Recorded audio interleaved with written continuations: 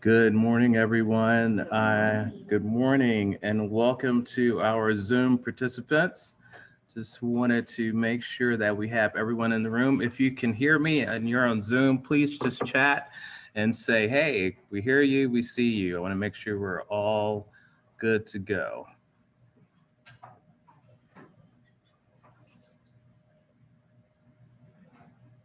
Excellent. So it looks like we're rocking and rolling. So we have about 24 participants that are logged in via Zoom. Welcome, welcome, welcome. And we've got a handful here that are troopers and are here with us physically.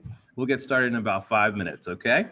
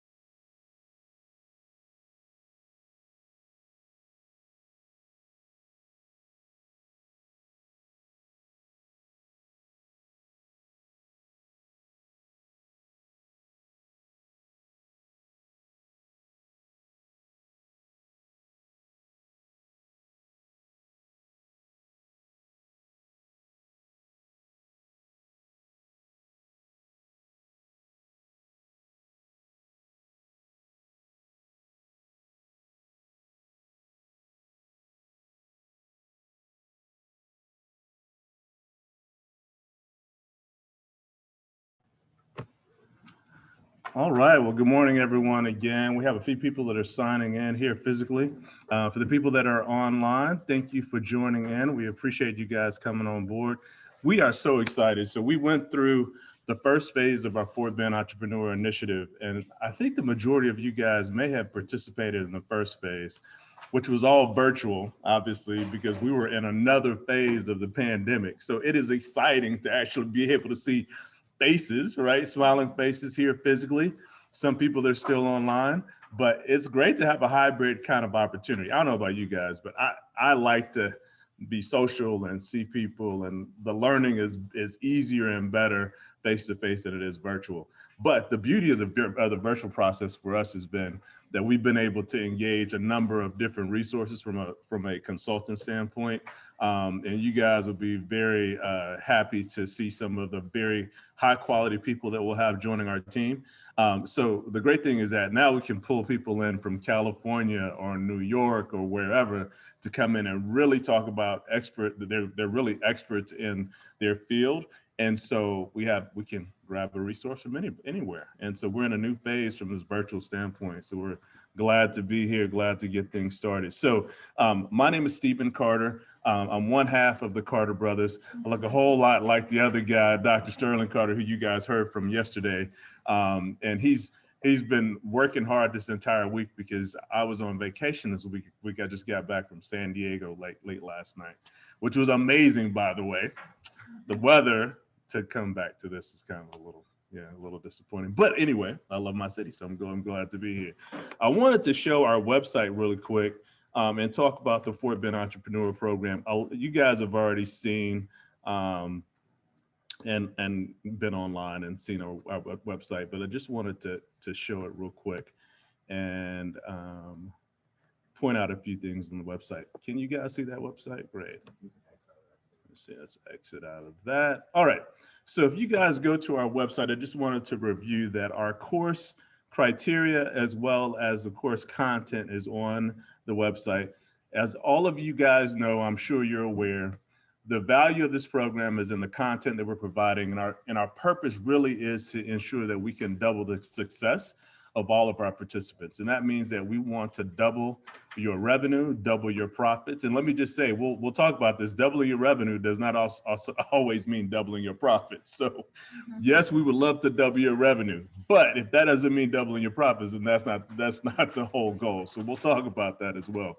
But the value of this program is all the content that we're going to give you. We're also going to award you with a $5,000 grant at the end if you participate and go through the entire process. But I guarantee you that the value that you'll receive out of this program is 10 times or more valuable than the $5,000 incentive. That's just a little carrot to get you guys to get to the bigger picture, right?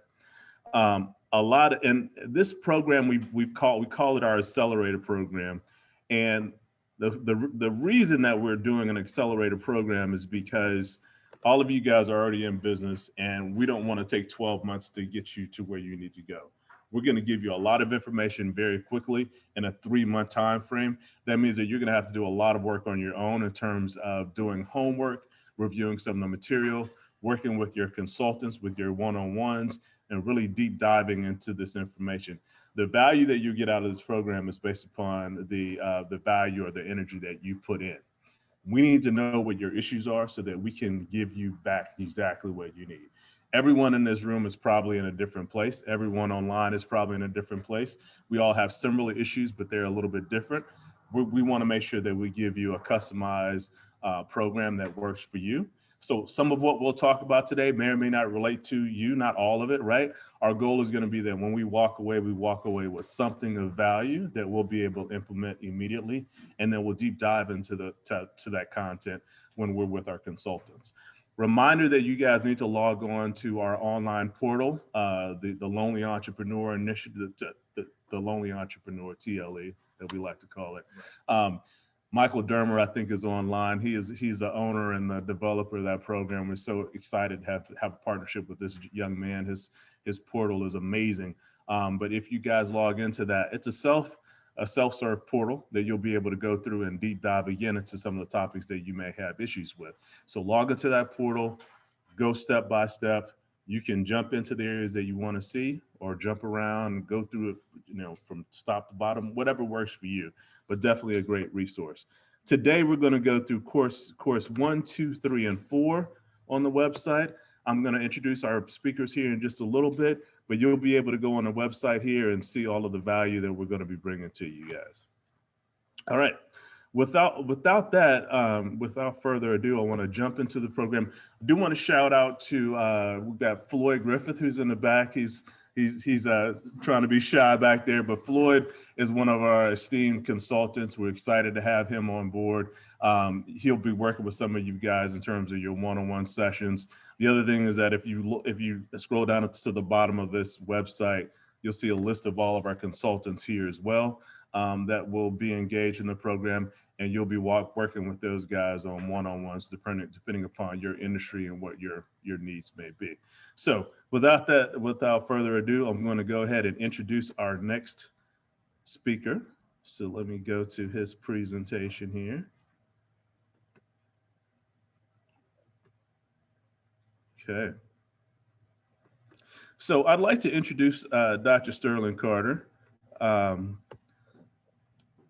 It's like with Mary, because I always say he's my better half, right? So sometimes he says I'm his better half. It just depends on what the situation is. But definitely would like to introduce Dr. Sterling Carter. So Dr. Sterling Carter has his doctorate in physical therapy. He is a owner of a number of award-winning businesses throughout the Houston area and beyond. He's my partner in Carter Brothers Consulting. He's been in the business world since 2008, I believe. He is a military veteran. He's actually an officer, a retired officer from the United States Army, and we thank you for your service, sir. He is a renowned writer. We actually have some of our books that we're going to share with you guys as giveaways, but an Amazon best-selling writer. And he has a lot of knowledge. When we talk about what we're going to give to you guys today, everyone that you're going to see and speak to are business owners. So we're not just talking about some consultants that learned this in class. These are guys and gals that have ran businesses before, understand where you guys are sitting, and know what it means to be a business owner, to go through be in the trenches. So Sterling Carter, Dr. Sterling Carter, come on up. Thank you.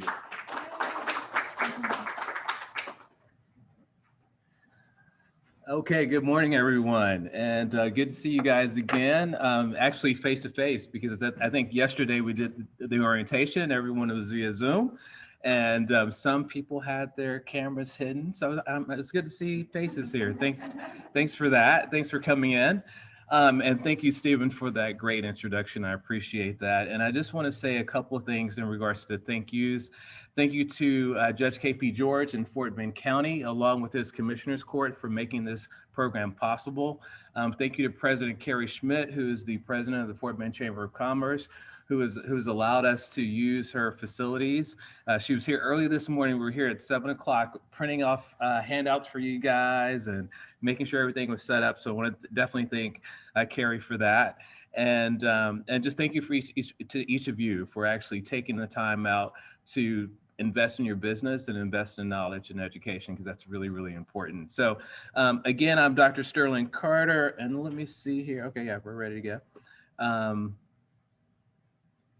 Well, I'm going to go one forward and then one back. Okay, so again, I have a doctorate in physical therapy. I consider myself a serial entrepreneur. Stephen and I collectively own about 9 different businesses together, and a lot of those are based in Fort Bend County. My first business was in physical therapy. I'm a physical therapist, makes sense, right? So Sterling Physical Therapy and Wellness. So if you have any pain, you can come see me.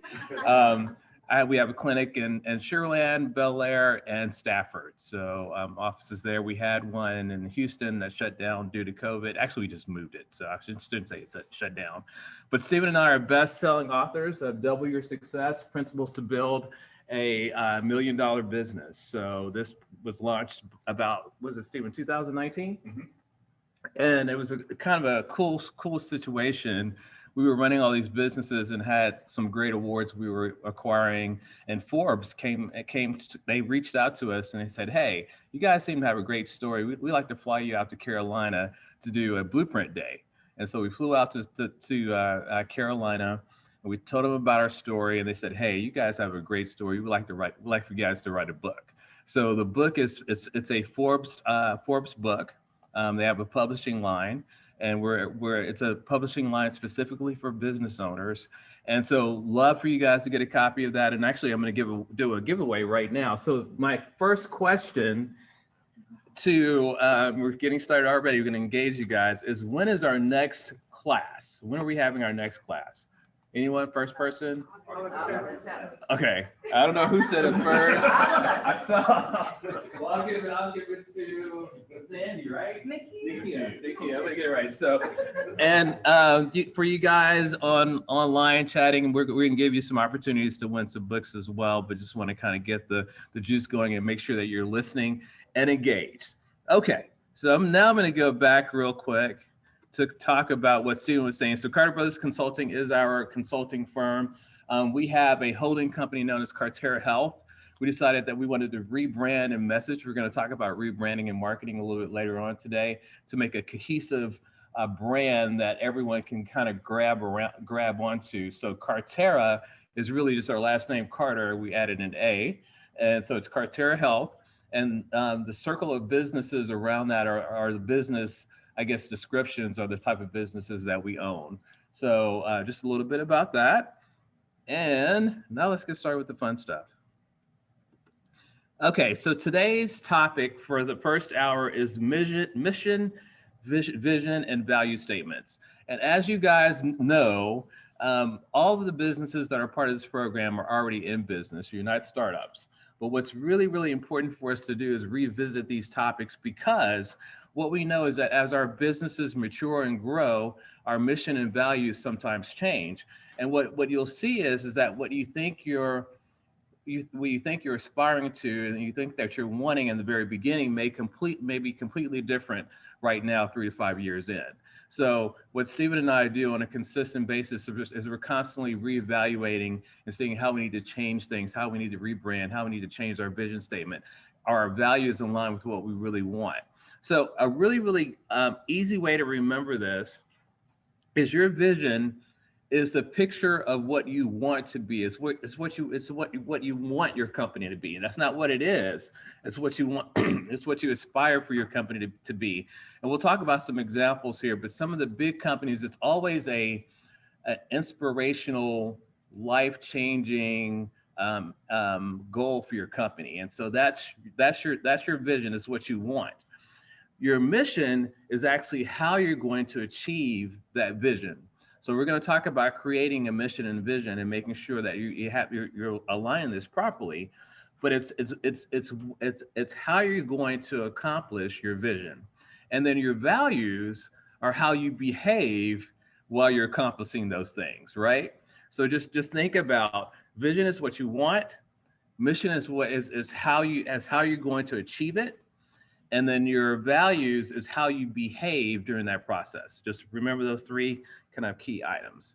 Excuse me, Dr. Carter, Yes. are we allowed to ask questions as you go along, or do you want us to hold them? Let's hold until the end. I think that'll probably be the best, because I want to make sure we have time, because the folks that are on virtually will only be able to chat. They can't ask questions. So we'll do it all at the end. But definitely take down your notes, your questions. Okay, so mission statement. Let's go into that a little bit specific, more specific. And let me say this, guys. There's a lot of different trains of thought in regards to which one you do first, the mission or the values. I really think that your values, your why, is where you should start. But we're going to talk about the mission statement, but keep in mind your overarching goal, what you're aspiring to do, is really where you should start. And then your mission, of course, is how you do that. So when you go through the mission statement, you're describing your business purpose. And so the questions you want to ask is why do we exist? What do we do and why? Who do we serve? And what are the benefits of our actions? So, and I can't read this. I'm going to pull on my readers here so we can read a couple of the things that some of these big companies that have some really, really great goals. And I still can't see it, but it looks like Apple is to challenge the status quo and to think differently. And Apple is one of those great companies that even their mission statement is somewhat like a vision statement. They really don't go very specifically in how they're going to do it, but they do. They say they're going to challenge the status quo and they're going to think differently. And when you think about Apple, that's what they're constantly doing. They're constantly innovating. They're constantly changing and doing things differently than every other industry out or every other computer company out there. So that's your mission statement. Vision statement. And I am going to blow this up on my end because I cannot see this to save my life.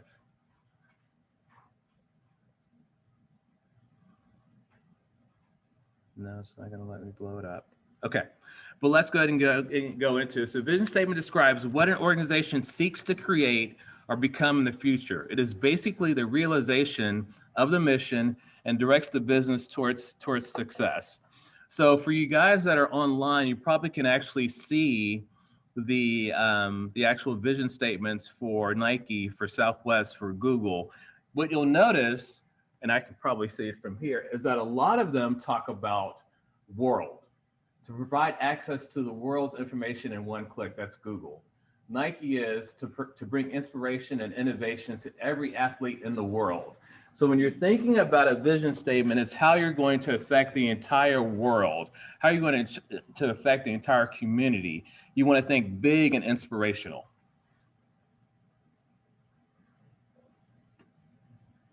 Okay, core values. I love core values. This is really, really important because as we're moving and we're working towards our mission statement and our vision, we have to have something that our employees can actually follow. These are kind of the rules of engagement. These are the values. These are the things. This is the way you want your employees to behave in order to achieve your mission and your vision.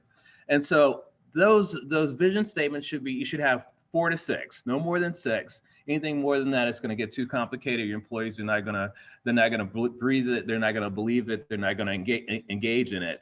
And it should be very short, clear, and compelling statement. So Google, which I love, has these are 6 values. Focus on the user. Fast is better than slow. You can be serious without a suit. Democracy on the web works. Doing one thing really, really well. Do the right thing, don't be evil.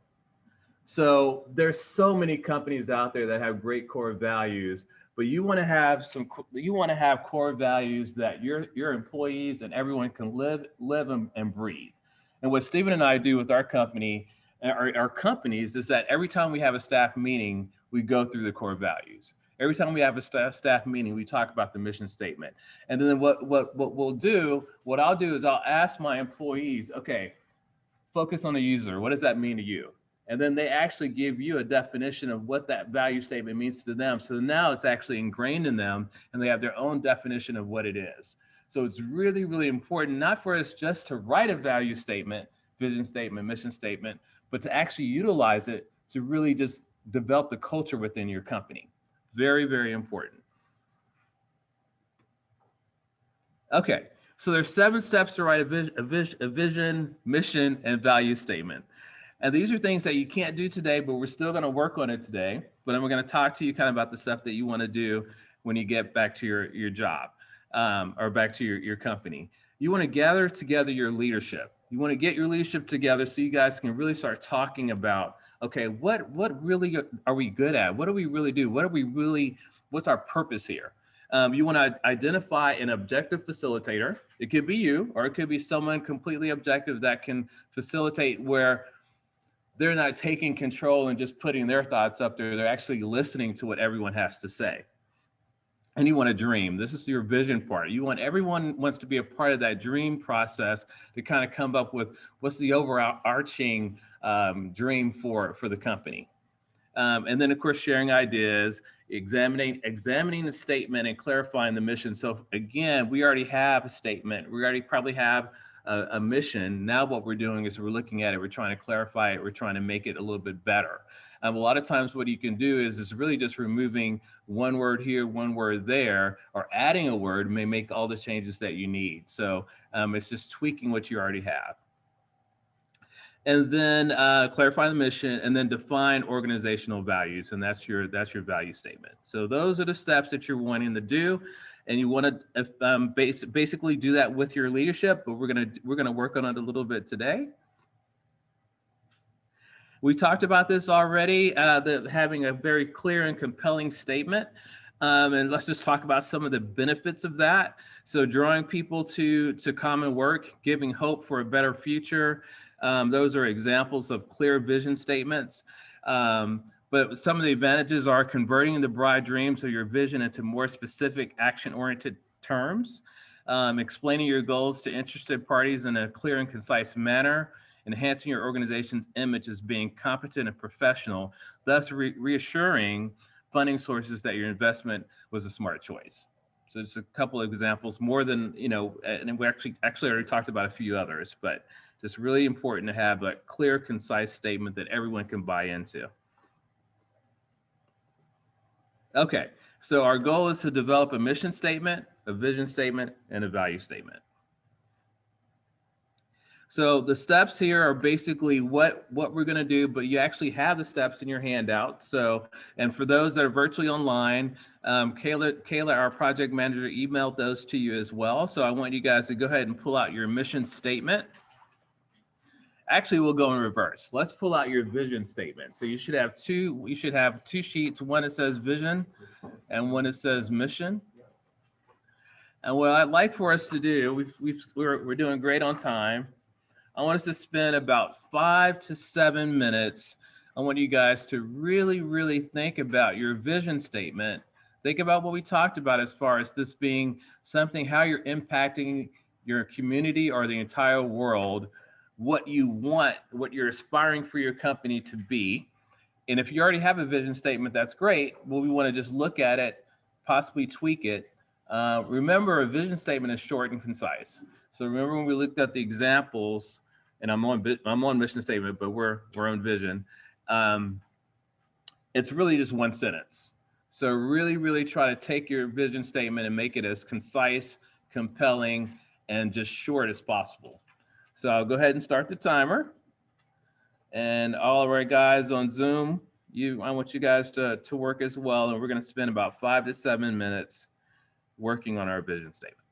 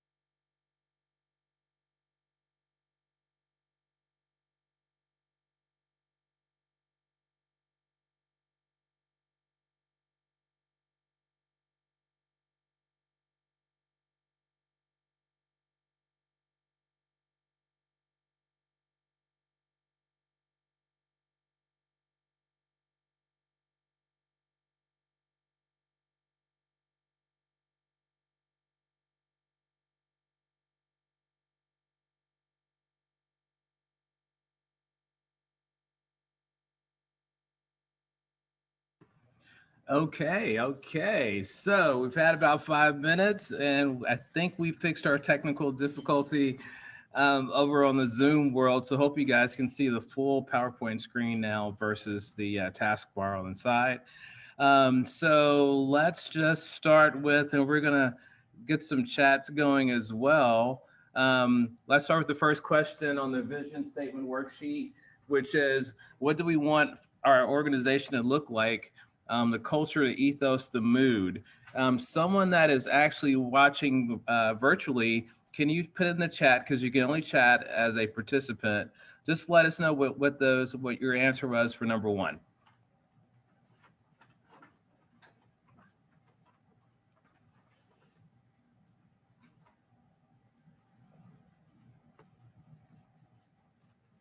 Waiting. Okay, so Westling Greer says ethically, racially, sexually diverse environment where all people feel their voice and can be heard and is valued. Fast moving, innovative, bucking the status quo. I like it. I like it. Okay. And then Carmelo says Paws and Hall's mission is to provide the best quality pet services and trust to every customer. King says fun, enthusiastic, welcoming, consultative, customer needs focused. And then Jaswal says helps companies implement the best business practices and achieve their goals through interactions and system implementations. So thanks, guys. So it looks like some people have already just written their vision statement and just went past the vision worksheet, which is fine. So let's go with that, especially since we're short of time here. So someone here physically, do you guys want to read off your vision statement to us? Go ahead. An organization of healing mind, body, and spirit. I like it. I like it. Good job. And we'll give you a book for jumping out there and the first one and talk about your vision statement. Thank you, sir. You're welcome. Anyone else? Next person gets a Coke Zero. No. Okay. Create a community of trusted financial professionals who provide economic value to the community. Excellent. And what kind of business do you have? Insurance, Insurance. What type of insurance? health and life. Health and life. Does anyone need health and life insurance? Focusing on the business side. Focusing on the business side. I like it. I like it. Excellent. Excellent. Very good job, guys. You got this down. Any questions on the vision statement before we move on? Make sense? I had a quick comment. Yes. So I was just going to share real quick. I come up here so the guys on Zoom can hear me as well. So what's really important about the vision and mission statement is that it should force the way we act on a daily basis, right? The way we manage our company, because as CEOs and founders of the company, we push the culture down. It starts at the top and it goes down, right? So everything that we do, it should be reinforced or should be driven from the mission, from the vision statement. And I hadn't shared with Sterling yesterday, but I made a hire just recently for one of our companies. And the person that I hired, although she was excellent on paper and she can do the tasks that we have for her to do, her personality may not fit well with our mission and vision statement, right? So sometimes you have someone, she's one of these, very powerful go-getter, but she's like a bull in a china closet kind of thing. And very, very forceful and strong. But, when we talk about our hospice company, right, the hospice space is a different space. You can't come in with that forceful, aggressive tactic, right?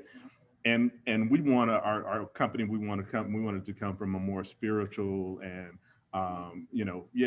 uplifting and, gentle approach.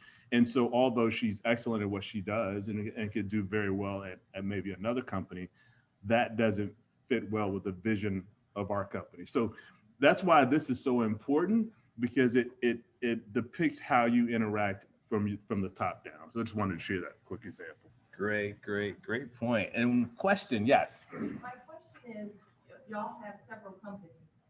So did you write a vision statement for each one of your companies? Or do you have a vision statement for the overall Carter Brothers Consulting LLP?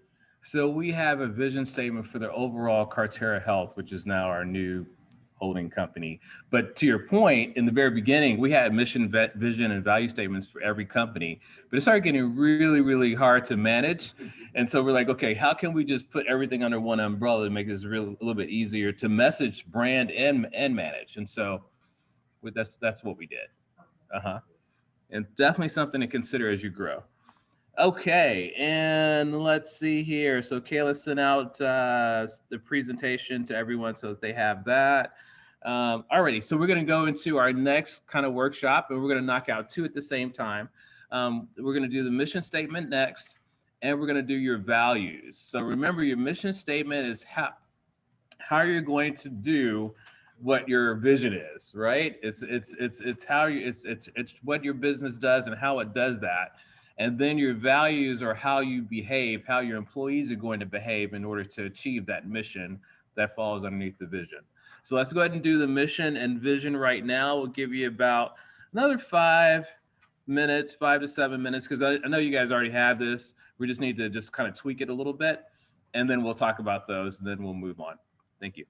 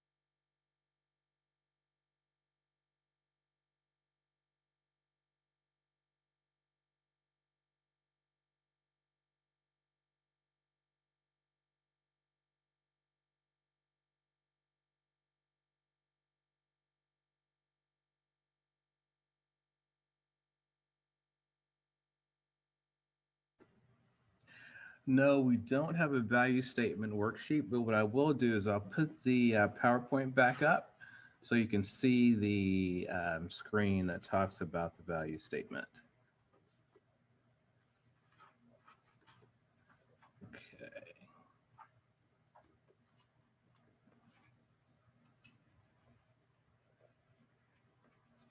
Okay, so you should have the 7 steps on your screen that talks about how to develop a value statement right there. Remember, your value statement is short bullet points, 4 to 6, no more than 6. There's some examples over to the left on the screen about core values. I'll tell you what I'll even do. I love, nope. I thought I had it on there. Google had some really good core values, but I think we talked about those already. So those are the steps.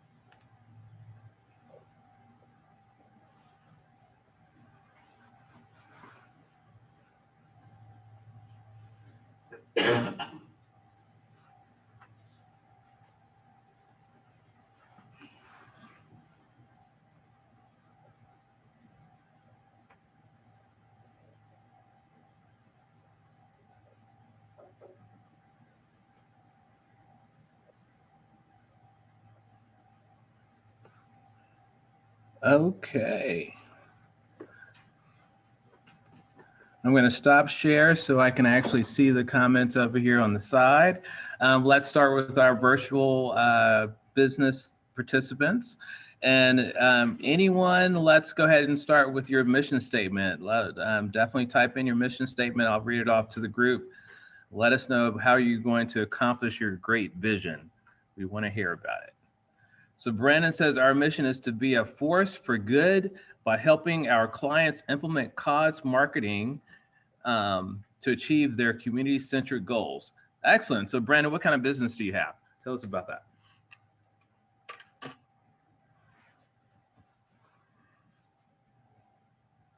While he's typing, anyone else that has their mission statement you want to share with us online in the chat box? So Brandon has a full stack marketing company, becausemarketing.net. So those who need full stack marketing, definitely check out Brandon. Okay, Muzz says to create a fun, warming, love and friendly karaoke experience for families and friends with exceptional customer service. So I guess they do karaoke, right? So that's pretty good.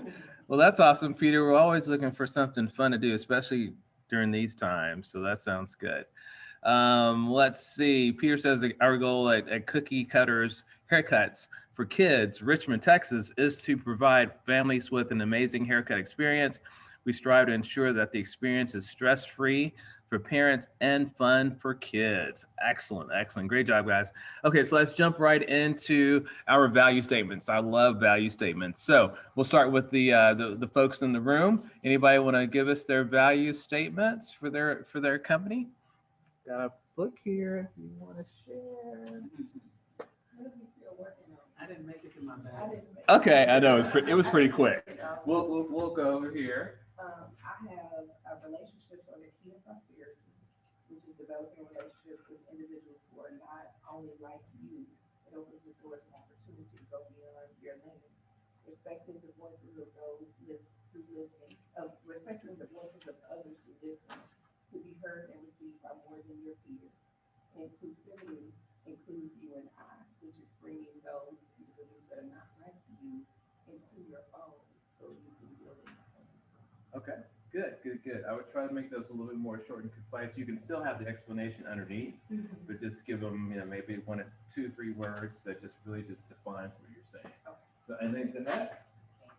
I have provides oral health care to all individuals, creates a safe and comfortable place to discuss any fears or concerns, creates time for excellent care and treatment on a highly individualized basis. I love it. Very good. Very good. Good book. You already had one.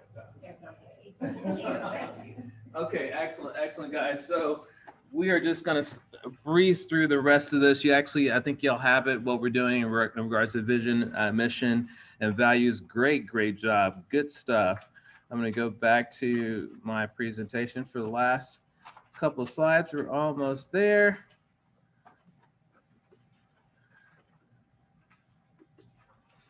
Okay, so those were the steps for the value statement. So some examples of mission and vision statements, just for you to read through at your leisure. Everyone will have, if you don't already have a copy of the PowerPoint presentation, we're definitely going to share it with you. You'll also have a recording of come on in, Kyra, a recording of the actual entire Zoom class as well. So action grid, we always want to send you home with things to do. So this process that we did was a quick kind of a summary to get you guys an idea of what you're supposed to do. But you really remember we said you're going to meet with your leadership team and go through this process. It should take about 2 weeks to get through it. But our goal is for you guys to have an updated, improved mission, value, and vision statement and within the next 2 weeks. So your homework is to work on that and email your mission, value, and vision statements to your consultant so that they can take a look at it, okay? So this shows you kind of what questions to ask during the phase. We'll go ahead and go to the next slide. So your action items, who is going to be involved, your planning teams, what your outcomes are, what tools you're going to use. It's all right here. Again, the estimated duration for the entire process is 2 weeks. We should have some really good quality content by the end of the 2 weeks. And that is it for me. And our next presenter just walked in the door, so this is super awesome. We're gonna take a break for a 5-minute break, Stephen. Yeah. Okay. We'll start back up. It's 8:50. Actually, we'll take about a 10-minute break. Okay. And we'll start up right at 9, so that those that are at home can take a break and come back as well. So. Okay. So for those at home, 10-minute break. Make sure you don't end your Zoom call. Just keep it going. You can put it on mute and that sort of thing, and we'll see you in 10 minutes.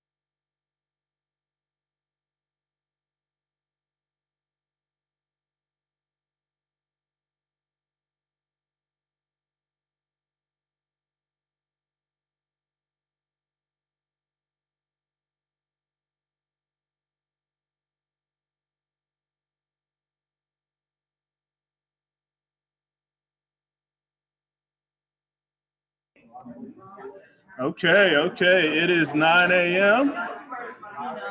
Hello, hello, hello. We're gonna try to get started again. Thank you so much. I know y'all are having lively conversations and it's going well, and we love that. We love that everybody's networking, but we need to get back on track. We want to be respectful of everyone's time.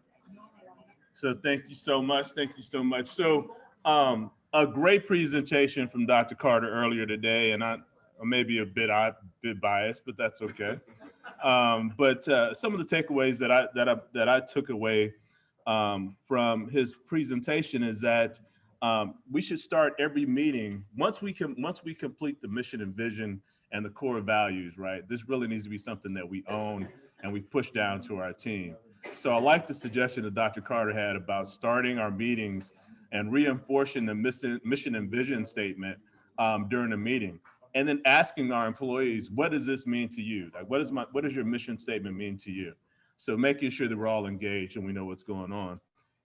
And I think that's critical for us to live and breathe our mission and vision statement every day with our team so that we're reinforcing it. So if Nike thinks it's important, if Exxon thinks it's important to have a mission and vision statement, I would not take this lightly. Everyone does this for a reason. So it really is critical to the foundation of your business. So without further ado, I want to introduce our next speaker. So one of the things that I'll say is that I know that all of us as CEOs and founders of a company, we are all alpha males and alpha females. We are all lions and we know how to do it all ourselves. We typically don't have anyone that tells us what to do.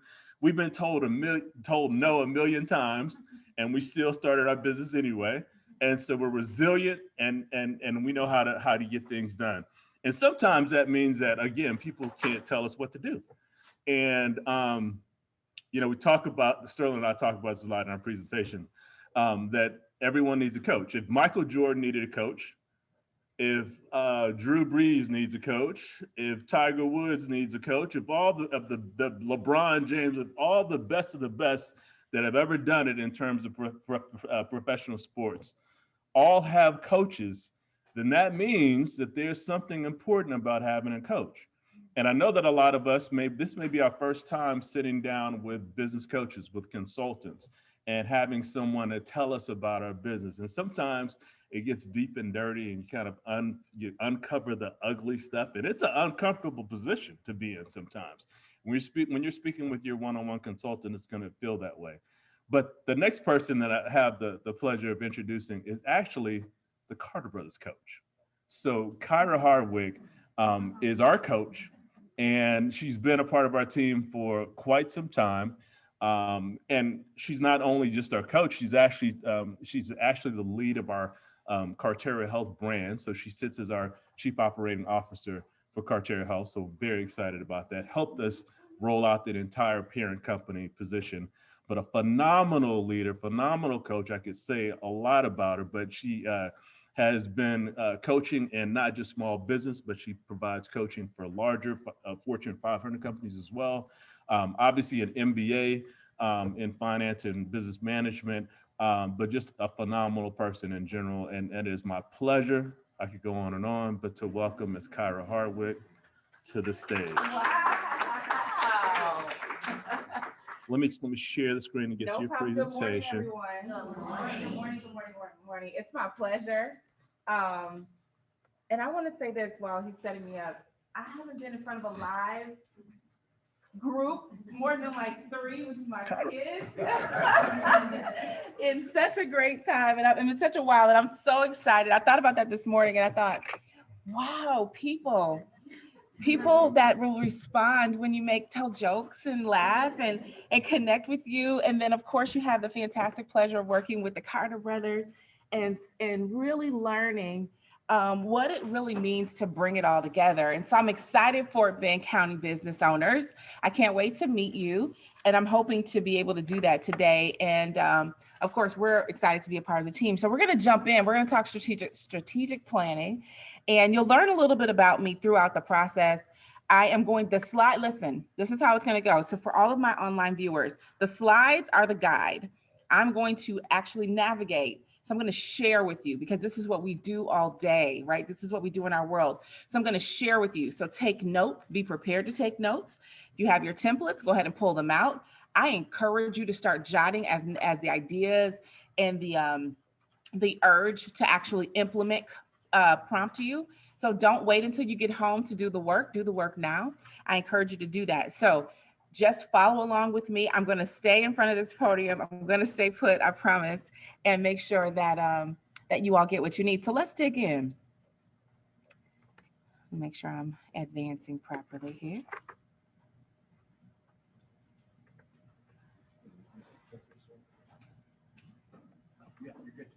Am I moving? Yeah, let's see. There's a clicker. Ah. All right, thank you. All right, let's go. So here's a little bit about me. One of the things I always like to say is if you're going to sit in a room, you should know who it is you're listening to. And you should also validate their credentials. You can also go to LinkedIn and look up the credentials. That's not just me, but anyone else that stands before you. Verify that they are who they say they are and that they have the content equity that they say they have, right? You want to make sure you are listening to someone that's an expert. We guarantee you in this program that is the case, but I challenge you to do that whenever you're sitting in a room and someone's before you, all right? So this is a bit of my bio. I have over 15 years experience in corporate America. I did 15 years hard time in corporate America, working for large organizations like General Motors Design and Blue Cross Blue Shield of Michigan. I am from the Midwest, so any Midwesterners in here, you may hear that in my tone or text. But I do want you to know that one of the things that I think is most empowering is leaping into entrepreneurship. And so you all, as Stephen did reference, have the ability to do it your way. Do it your way in a way that really does drive you to drive profit, to drive energy around your business and to connect with others so they want to do business with you. And I would imagine that you're in this program because you identified that there is, let me make sure I've got my coordination here. Or no, that thing. One moment, guys. I may need some tech assistance, Sterling. Okay. I'm not sure if I'm covering up anything. What are you trying to do? Just advance. Let's see if it goes. Okay, we'll just do it the old-fashioned way. You can Let's just see. hit there. All right, we're getting Okay. it.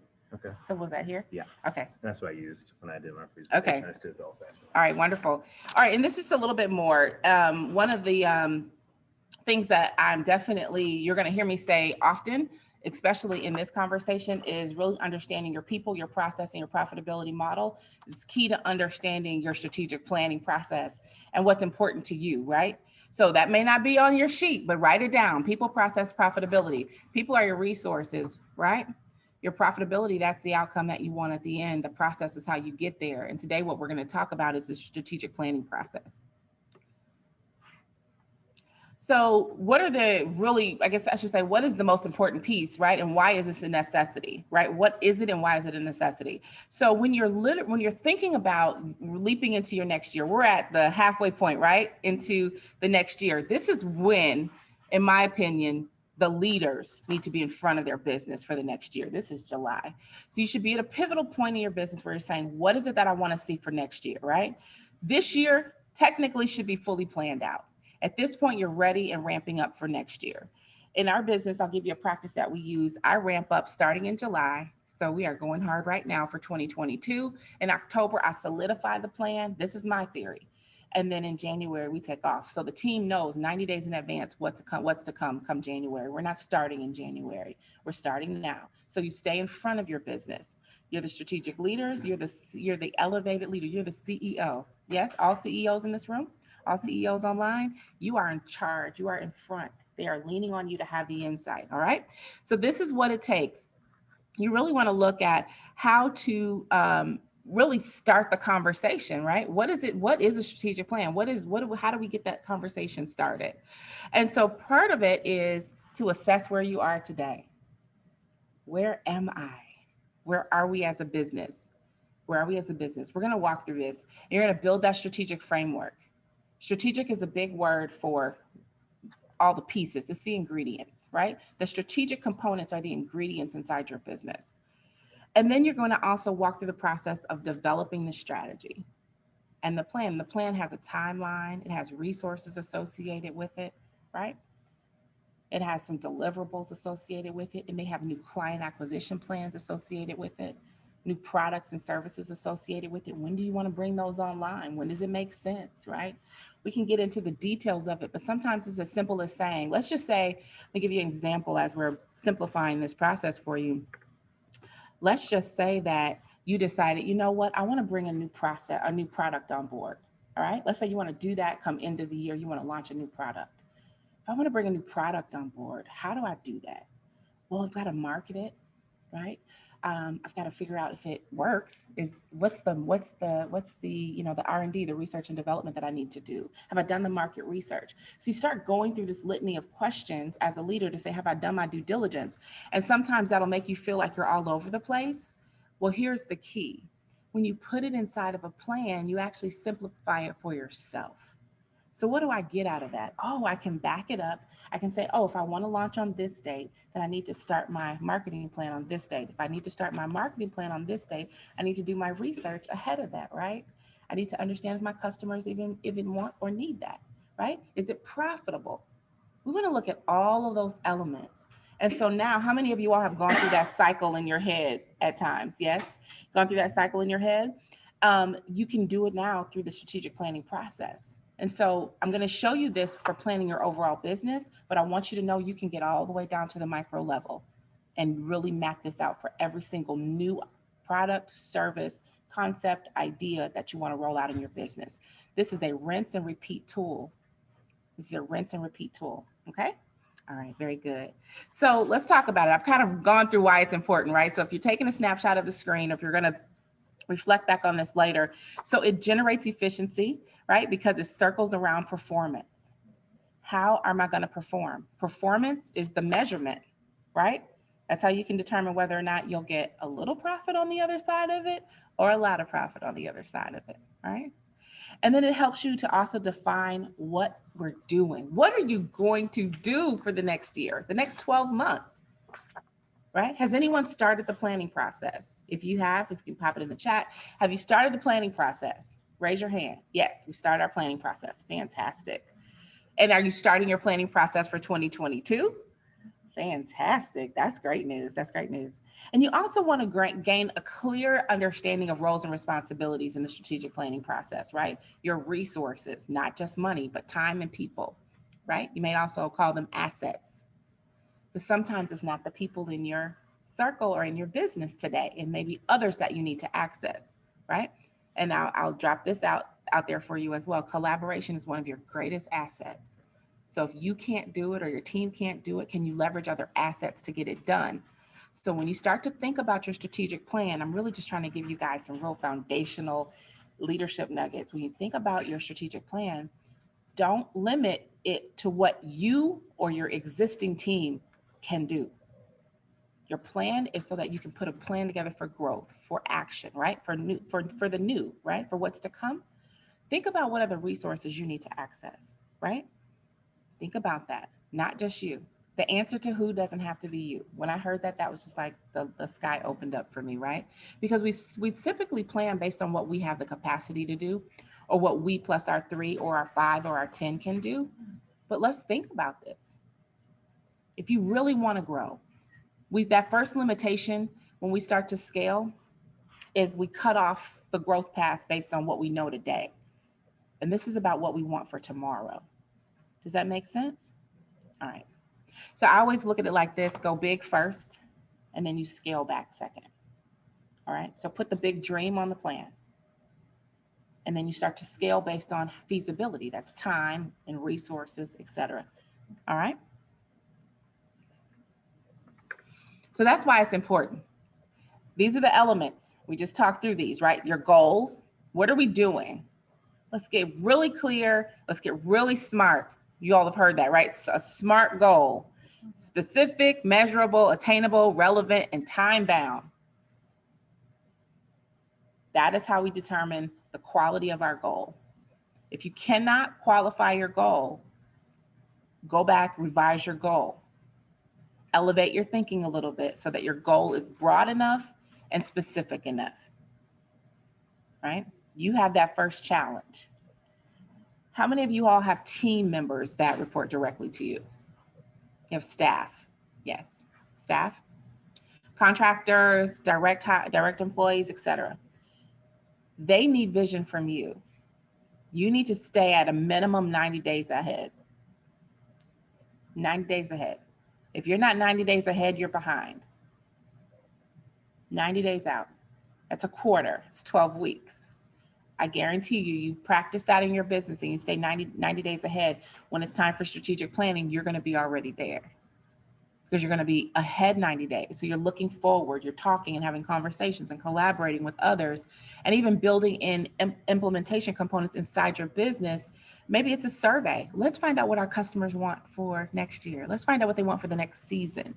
If you're a products-based business, what's the next technology we need to consider or adopt, right? What are my technology woes? I need to plan ahead. I need to get ahead of it. So think about that. So what are the goals?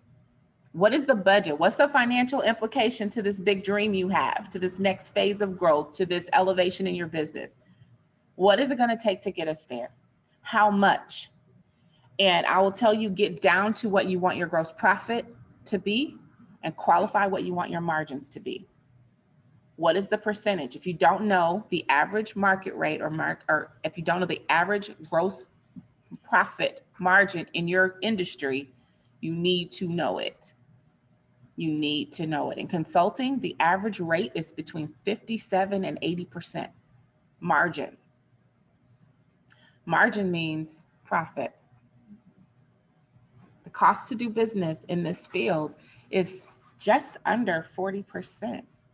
That's an incredible margin, right? It's an incredible margin. At times you can get it down to 20% cost to do business. It's my cost of doing business. How do you get there? Efficiencies, right? What is it in your market? It's not the same, right? Some service-based markets are different. Product-based markets are different. The average runs about 25%. If you're making about 25% for every transaction or every sale or every dollar, you're doing good. But you could be doing better or optimized if you know what your real market is, your real market range is. So you need to search that. That's a searchable figure. And then you need to perfect it for your company. What's the name of your company?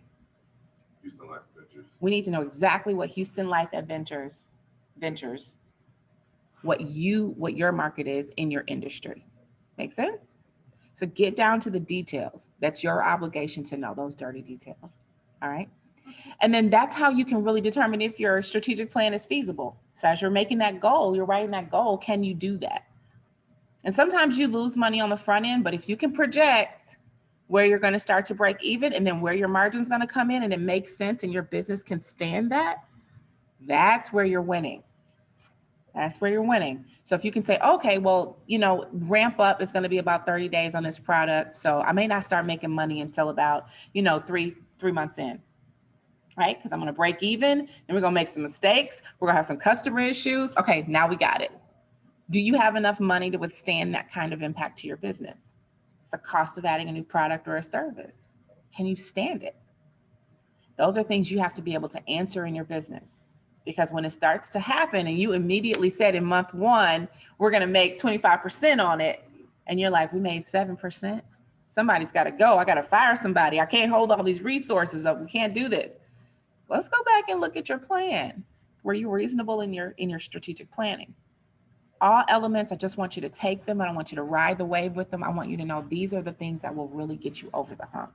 They'll keep you from being impulsive. Strategic planning is, to me, it is my guide. I lead with it at all times.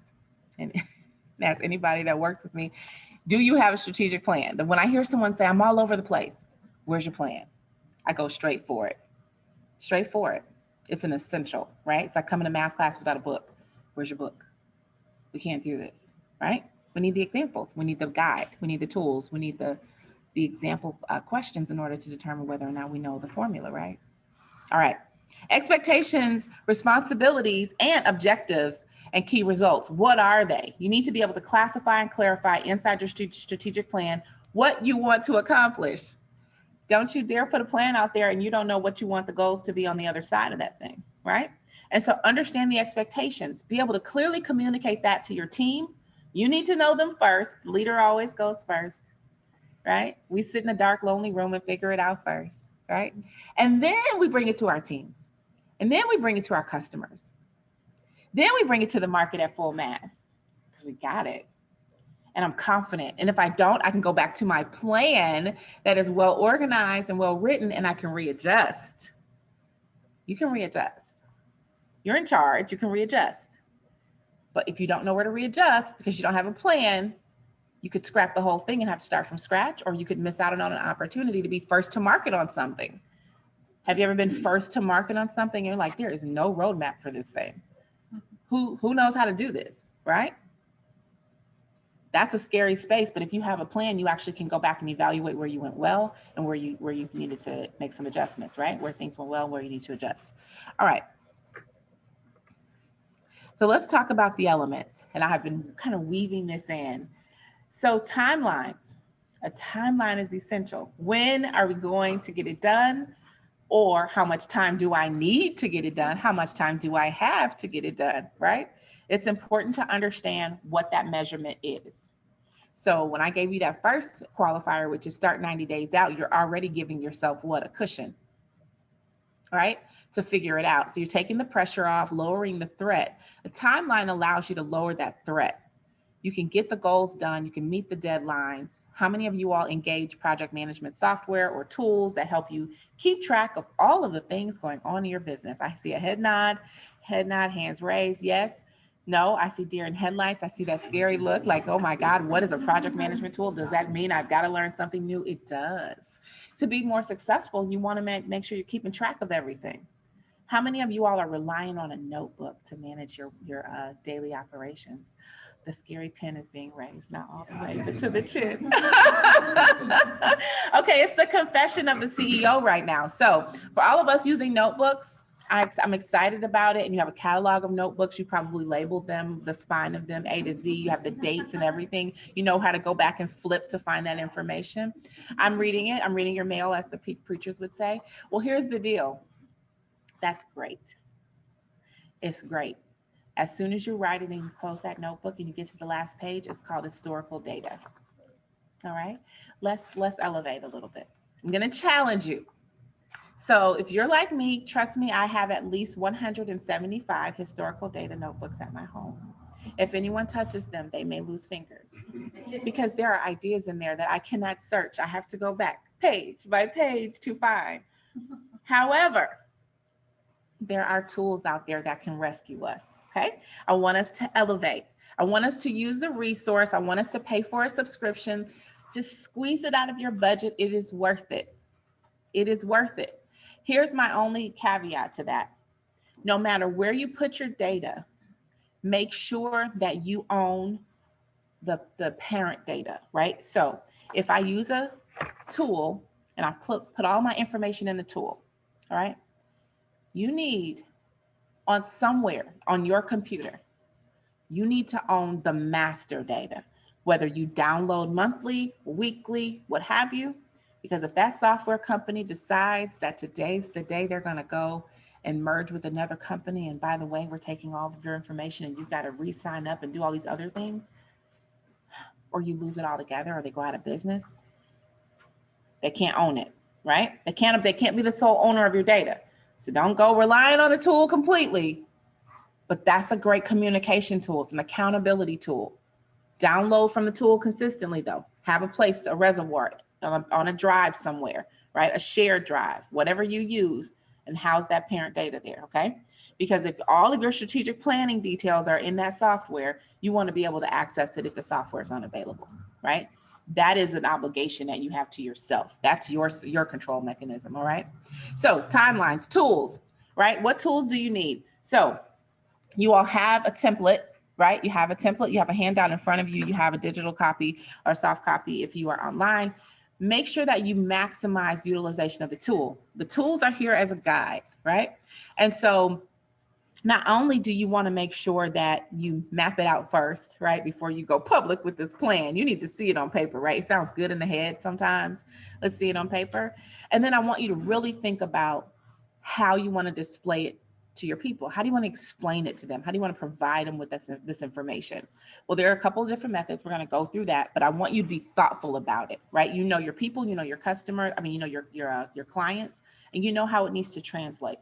This strategic plan and your annual planning is not something that you would typically put in front of your clients, but you do want to reference it. So if you're in a meeting and you go to it, you want to make sure it looks good and polished too, right? All right. And then you want to also, and I know you guys just got this beautiful course on your value and your mission statement. That's important because everything you do should link right back to your mission, vision, and your values. If you find that you are in some way saying yes to tasks, opportunities, projects, money that does not align with your mission, vision, and values, that is a gut check to the CEO. You need to figure out where you went wrong, where you pushed the compromise button. And I'll challenge you there. Because typically when we go outside of the things that are external to our business, that are external to the real focus of our business, that's where we have the challenges. How many of you have said yes to customers that you should have said no to? Yep. Pain point. How bad did it hurt? Yeah, a lot. Unquantifiable. That hurt, right? Cost you money, time, energy, sleep, effort, right? It might have cost you a team member, right? How many of you have made bad hires? Felt good? Yeah. Those are all decisions you need to make, but make them qualified. So if you have a strategic plan, be clear about what the business needs, not what your emotions need. How many of you all have made some emotional decisions? We do that, right? As business owners. Why do we do this, right? It's our money. When we were in corporate America, we weren't as emotional about these decisions, were we? No. Right? Confessions. But somehow in this process, we kind of let caution go to the wind and our emotions become very, very prevalent. So how do we get past that? All right. Understanding your vision is critical. Moving through this, your contingency plan. What happens when what we plan doesn't go well or it doesn't turn out right? Having a contingency plan is just as important. We all went through an important time and period in history, right? Over the last several really year plus, right? We went through a very important time. It taught us a lot of lessons. It also taught us and showed us where our blind spots were. If you had a strategic plan in place, you could go back and see where you needed to start when the world shifted on us and we had to make adjustments. But if you didn't have that plan, you might have found yourself up late at night trying to figure this thing out. I will tell you, one of the saving graces is we had a plan. We lost 50% of our client roster like instantly. I didn't have time to cry. I had to go to that strategic plan and I went back to 19 and I said, what was the original plan for 20? And that's where we started. And that's where we have landed. So we literally probably accelerated past our 2020 plan into our 2022 plan because our goal for 20 was to get where we got in almost the first 6 months of 2020 because we had so much time to work it out, right? So we went back to the plan, we accelerated the plan. All we could do was activate. We knew it was going to work, but it was scary because I didn't know what everybody else was feeling, right? Because in order for my business to grow, other people have to be willing and ready to grow too. In order for me to take advantage of opportunities, we've got to be ready to do that. Having a strategic plan let me know where I could go back, pull from, what assets, what resources, what hires I needed. Job descriptions were already there, right? You start hiring people. How many people do I need? I need this many people to do this. Do I have resources? Let's figure it out. So when resources became available, when we took advantage of them, we understood what we were going to do with the money. How many of you all received revenue and you were like, you received dollars related to the impact and you were like, I don't even know what to do with this money. But you knew you needed it. You just didn't know what to do. Let's be honest. If you had a strategic plan, you could align and be sure that you're making good decisions, not emotional ones. All right, leaders. All right, so here we go. Let's get into it. So this is a strategic plan, kind of the overview of what it looks like, right? It's the process of documenting and establishing the direction for your business. So looking at what we'll call this triangle, similar to like a Maslow's hierarchy of needs, right? At the bottom, the basics. We need to understand the individual goals and actions. What is everyone supposed to be doing and how are they supposed to be doing it? And what is the goal that we're trying to reach? And then we start moving up the chain inside of our business, right? So what is the departmental goals? Depending on how your business is outlined or laid out, whatever that hierarchy is, you can pretty much gauge how you need to define those layers. But I want you to think about them in layers. So what are your annual goals? What is it that we want to accomplish in the next year? And for those of you that are on a different fiscal year, then you set from your fiscal start to your fiscal end, all right? From those of you that said, you know what, I'm gonna start as of today and go through July, that's your year as well. It's not your financial year, it's your planning year, all right? So you have the autonomy based on your business cycle. If you're in education, you may work through the school year cycle, right? You may not work through a regular January to December year because your program year is different.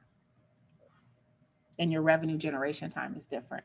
The next level is your strategies and your long-term and short-term objectives. And I'm adding short-term there, but what are those objectives? What are the objectives? Understanding the elements. So if your people understand at the end of the day what we're gonna do, then that means that vision at the top that you cast really did cascade well through your organization down to the actual doer of the task. That's what you want to see. That vision at the top, that's you. That's you casting the vision. And then once you've casted that vision, it's gotten all the way down to the doer, to the tactical. Did you communicate well? Were you clear? Did you review it? Did you get 90 days ahead of it so you could really assess it and see if it was going to work? Let's get into the benefits of formulating. And I think I've probably covered this, but we're going to dig in just so you can have a practical view of it, right? Let's get these logical and systematic approaches down. This is often the most important benefit. Some studies show that strategic planning the strategic planning process itself makes a significant contribution to improving a company's overall performance. If you could predict, just like how many of you forecast your finances? Yes, you know how much you're supposed to make by the end of this quarter? No. You don't? No, but I'm sorry, maybe I misunderstood your question. That's okay. So forecasting your finances, meaning how much money we're projected to make quarter by quarter or annually. It's all a part of the same process. How much money you're supposed to make. So we're in Q3. By the time we get to the end of Q3, you should understand exactly what your business should generate in revenue by the end of this quarter, right? By the end of the 12-week period. If you don't know that, we can talk through it, but that is something you should know. And in order for you to really understand that, that's why the process is important, right? All right, so let's get through it. Enhancing your communication between your employees and you, the employer, whether they're contract, whether they're direct, whether they're your vendors. Can you thoroughly and efficiently communicate the vision? Remember, you're at the top. Can you cascade down to the doer at whatever level, right? How many of you all have a right-hand person, kind of that your next in line, your ops person? Yes? No? How many of you all need an ops person, someone to help you run your operations? Yes, head nods in agreement. All right, got it. That person should clearly understand your vision. They should be able to really be your quarterback, right? That person should be able to block and tackle for you so you, CEO, can go do the great things that you do. You're the best salesperson for the business. You're the most important employee of the business, right? You know the finances and can go out and really scope the financial capital that you need for the business. You know how to build your allies in the market. That person, that next in line person, should be able to understand what you would do in a scenario and really support you there. They should be able to block and tackle for you, answer tough questions, see your blind spots. We all have them. I am a very visionary leader. My right-hand person is tactical and to the point. The reason why we have an efficient project plan is because she does not play with me. I told them all of my staff meeting Thursday and they laughed at me because they were getting on me about getting down to the details and making sure I gave them some dates. And I just looked at them and I said, you're all getting on my nerves. All of you. And they were like, that's okay. That's what you pay us for. I was like, you're right. Let's go. That's the hard conversation. Sometimes I want to stay in my vision. Can y'all just pick up the vision while I float through the air here? Like, I want to just tell you how amazing it's going to work. I already know. I'm already 90 days ahead. Trust me, I got a plan. But they're like, we need the details, right? They can't function without the details, because in 90 days, you know who's coming back to say, where are we on this, right? Did you get this done? I'm coming back because I know exactly what I asked for. And they're like, we know your style. So we need the details. Is it making sense? Are the essentials for a strategic plan making sense for you all? Is sort of. Okay, tell me where I can clarify. Well, when you had the pyramid up a few minutes ago, I wasn't real clear why the individual goals and actions was the base of the pyramid and the vision was not the base of the pyramid. Very good. So in the hierarchy of needs, the top, true story, that's a good question. You could flip it if you wanted to, but at the top, right, it's the most narrow. So let's think about how many people sit at the top of your organization. How many people are at the top of your organization? Yeah. So you bring the vision. You're the visionary. It's your responsibility to cascade your vision, which then you can say your strategic plan, down to the next layers. So does your vision fall in line with the mission and vision? With the mission and the values? Okay. That's the question you're going to answer. So you have a vision for your company, right? Yes. Does it align with your mission and your values? I don't know. So we need to look at that. That's a great assessment. That's a great assessment. So think about it like this. We'll call that really, that's a link in our chain that we need to shore up, right? Because if your vision doesn't align with the mission and the values, that's a full stop right there. We stop. Because there's no way you're going to be able to clearly communicate down to the task or whoever's doing the task, if it's not you, how to get it done and how to measure it. So your success at the end of the day, let me go back. People, process, profitability. Can you all be visionary with me right now? So if at the top of this pyramid were the people, right? People is at the top. Okay. Process is in the middle. How do we do it? The how do we do it is driven by what we believe, what we've committed to, and what we focus on in terms of the processes, the policies in our company. Yes? Okay. And then the profitability, that's at the bottom. Okay. At the end of the day, that's what's running across the widest range of the organization. That's how we keep going, right? So I just wanted you to visualize it differently with me. So if you think about that, at the top of the iceberg is you. At the top of this pyramid is you, leader. You are the first person in this equation that can determine where this company is going to go. You determine the name of your company, right? Yes. You determine the what you're going to do, a product, service, what you're selling, what industry you're going to be in. Did you determine all of that? Yes. All right. That's you. You're the visionary. You're the caster. I can't move. If I was to come and work inside your business, I'm going to ask you, what's the vision? When you communicate that with me, I'm going to go down this chain. Let me take a look at your mission and see if we're in alignment. Let's look at the values that we're upholding. Your values also look like your culture. All right. And so does the organization that you've created fit this outcome that you said you wanted? Your vision is your outcome that you said you wanted. And now we just go more and more tactical down to getting it done. Am I making sense? All right, we're getting down. So how do we start to qualify that and quantify it? Annual goals. How many of you, when you started your business, created a business plan? Was it exciting? No. I'm going to take a sip of water on that one. It wasn't exciting. Why? Ooh, a lot of unknowns. Why else? Hard doing it by yourself. Dark, wet room, right? It's like a basement. You and that computer. What else? I didn't know what I was doing. Didn't know what I was doing. Anything else? Too optimistic. Are you a visionary? Never too optimistic. Never. Trust me on it. Yes. So what does that mean? Really? Do you like to write narratives about numbers?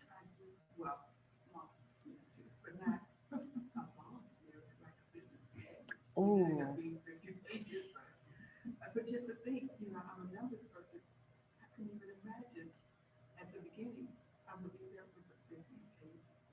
Yeah. And it's really, here's a gift. What's your name? Stephanie. Can I give you a gift wrapped in these words? You're a numbers person, lead with numbers and write a narrative about the numbers. That's it. You can write your business plan and lead with the numbers, right? And think about it like writing a narrative. That's it. And when you take that, right? Because in her mind, that's a block. How many of you are like, I'm not a people person? Tough world you live in. I'm a numbers person. We just convert that into a gift. We just make that your strength. We write to your strength. How many of you all are not numbers people? Stephanie, look at your clients all over the room, okay? They're all over the room. See how that worked? You're welcome. Business Development 101. You're welcome. Did I answer your question? Yes, ma'am. Thank you. Wonderful. So let's keep going. Let's talk about it. So I've really started drilling this in. So this is really for you to apply, take notes, and start thinking about it for your business. How long does it take? Right? That business plan conversation, you're like, it was a long process. I didn't know what to put in there, right? Because you were just starting and somebody gave you a stack that was like this thick and they were like, can you fill this out so we can determine if you're bankable? Like, no, that's the answer. No. But you do it. But in that business plan, can I tell you what you gave yourself? If you did a business plan, if you haven't, you can do some versions of it in your planning. You understood then your marketing strategy. Your executive summary was clear. That's your first sales pitch. What is your business? How will it serve the world and your market? Right? That was the first thing that's the last thing you wrote after you wrote your business plan. If you did it right, you wrote your executive summary last.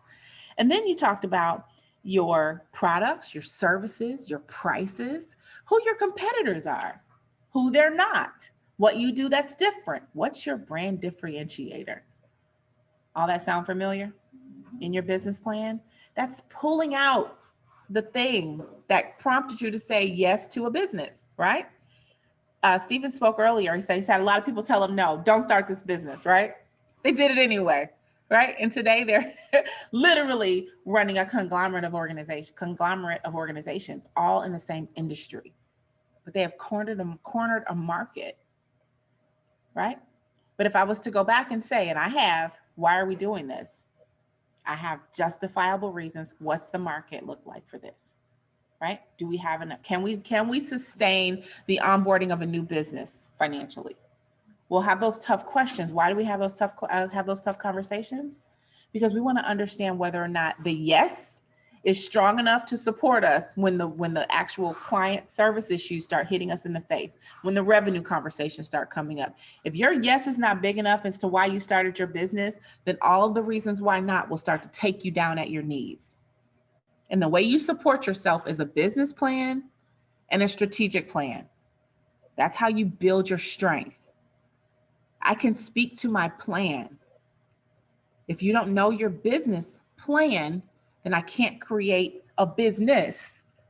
Then I need to create a strategic plan for, because I don't have a business structured already.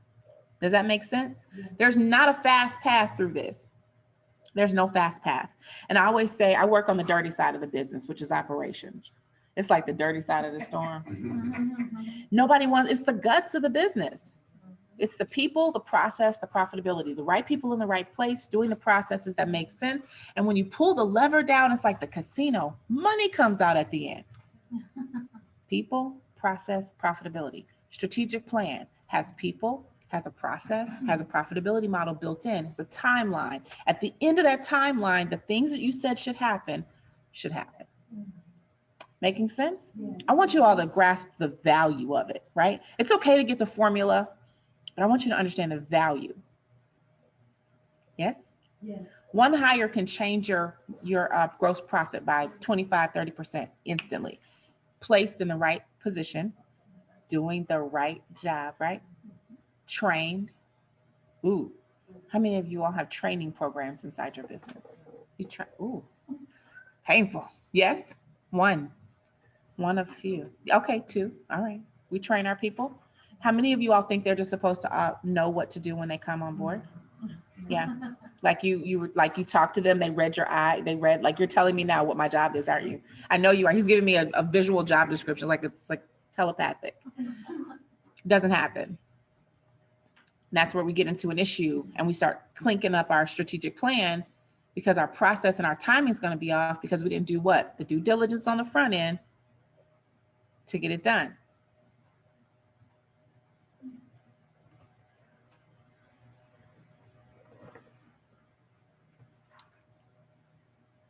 I'm going to pause my share just to make sure we're set online.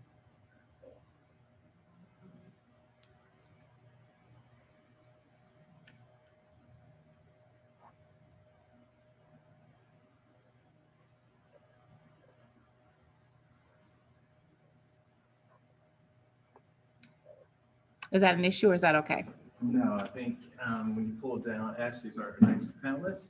So I think you need to unpin her. Because now she's showing up instead. Oh, you're there too. Mm-hmm. Let's, I need to pull her down. Because I can see. Mm-hmm. Okay. I think we're okay. You just, when you share your screen again, then you'll come. There. Okay, we'll be good. I'm gonna take a moment to take a look at what's in the chat here.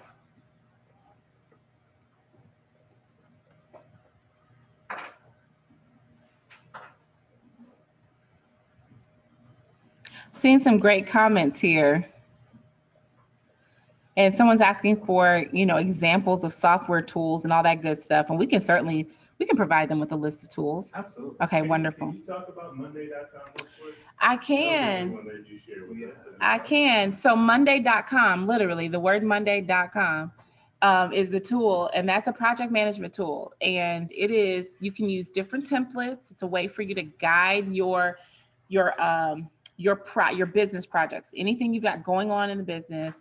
And there are different ways for you to formulate it. So for the question about tools, Monday is a tool that we use in our business. We use that to literally put every single task, the due dates, the owners, and any comments and updates on it inside of the task. I'm doing no justice here. So let me ask you this. Monday is a great tool, but we have an operations meeting, and that's when we come together to verify our status, right? I have access, I can go in and put in updates and things of that nature. It is a project management software tool. It also has templates that are designed for you to utilize as a CRM, a customer relationship management tool. It also has a sales pipeline tool in there, a template that you can use, and there are several other templates that you can pull in. It integrates across different platforms. You can pull it into different software tools that you're already using. You can integrate, other tools that you have. But Monday is literally a project management tool. That's it. It's easy to use, guys. I'm gonna tell you, I'm not a fan of complex tools. I need it simple, because I don't want any barriers to being able to get it done. I have an app on my phone. You go in, you can name the project, right? You can name your tasks. You identify who the owners are. Their little faces will pop up in a bubble. You know who owns it without a question. There's a deadline and a due date. And then you can actually put the comments. You can flag it where it's at in the process. You can do red, yellow, green. You can use different names that are native to your company, or different phrases that are native to your company based on how you all manage your products or your projects, excuse me. You can use it for tasks, product launches. We're literally using it for projects, pure projects, our corporate projects. We're using it for product launches, okay? We're also using it for program management for our clients. So we have consultants that are working with specific clients. We're putting all their tasks in there so that I can have oversight of their project. I'm not at their client site with them, but I can oversee what they're doing and keep status. So when I have a check-in with the client, which is my client they're working on, right? Then I can go in and say, okay, here's where we are. Are we meeting your needs? Are we on track and on time with the deliverables? So I literally can move around with that tool. So that is a micro version of how we're managing the strategic plan, right? It's also a great way, my administrator and we use it, and that's just our task board. So she uses it as a task board for she and I. So she gets on calls with me and I'm like, I'm running through all these things. She's loading them in, she's putting dates, tasks, and before they become a project, she's executing on them to determine if they need to go to a project board or if we can just knock it out. That's how we work. But that's a great tool to use. Try using it first to manage yourself before you get excited and roll it out to your team. If you're not keen to tools, try it first. Discipline yourself. This is not the first piece of software or software that we bought that I've wasted money on. I refuse to waste money this time. But I've paid and still paying for software that I don't fully utilize. Yes, we're all victims of our own success, right? Don't do that. Fully utilize the tool. It has plugins, all these things. I'm going on a tangent, but I want you to maximize it if you're going to use it. And use one good one, right? Use one great tool. You can put links and all kinds of stuff in there, but Monday is what we use. And Monday is a new tool that we integrated in Cartera Health. So we have all the companies, right? That now the Carter brothers have oversight of what's happening across all the companies. So if they're not in the operations meeting, they don't have to be, they can see status. Does that make sense? It's an accountability tool as well. All right, and I see some other comments about not knowing where to start, afraid I may be missing some steps, important information. Please make sure that if you are, in this session, soak it up, go back, take another look at it. It's hard to process it all at one time. I see another companion that's a numbers person, just so you know, there are more. And someone has a POS system in place. That's awesome, awesome, awesome, awesome. We're going to get into the categories for your strategic plan in just a second in our last 10 minutes. And then someone is using Troll and Asana. Those are also project management tools. Thank you for sharing that resource with us. And Trello. All right, Trello and Asana. Great resources. I have some of my vendors that use Trello, and I'm on their Trello boards. Those are really cool to use.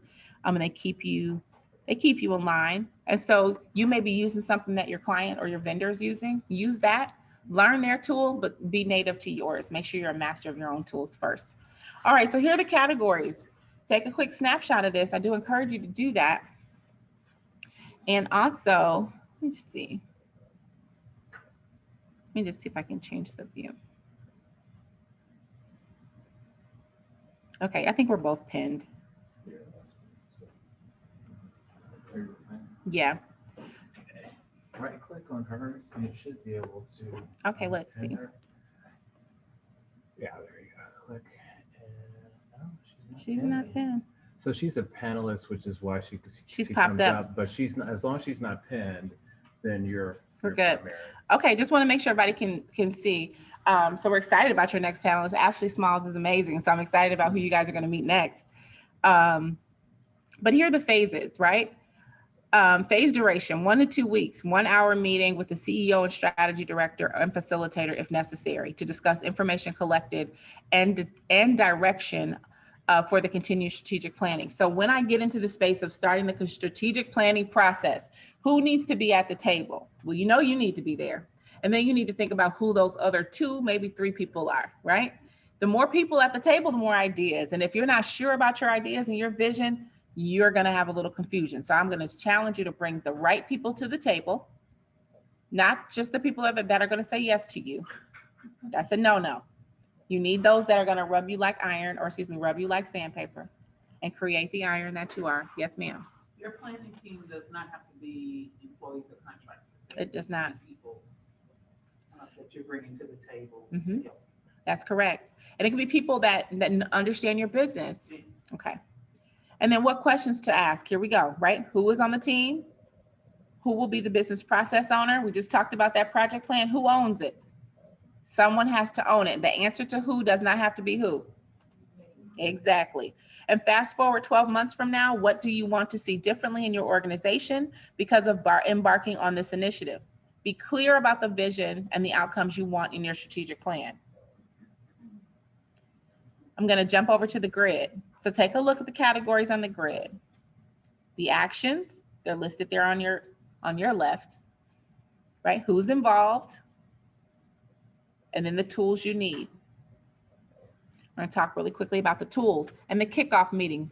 Strategic planning is a formal process. You do the first pass and outline by yourself. I'm going to challenge you there. Then you bring that to the party so that you're not coming in there developing the bones of the plan. Okay. You build on that with your team and plan for a strategic planning session. That is, if you're going to do it in one day, we typically plan for about an 8-hour day. If you're going to do it in settings, then you start the kickoff, then you can have folks go away with tasks, have them come back with their outcomes. And then you're going to review. Plan to go all the way through the process. Do not shortcut the process. It is a flow. Do it if you can in a week span. The more time you put in there, the more distance you put in there to relevancy of the goals, the objectives, etc. Make sense?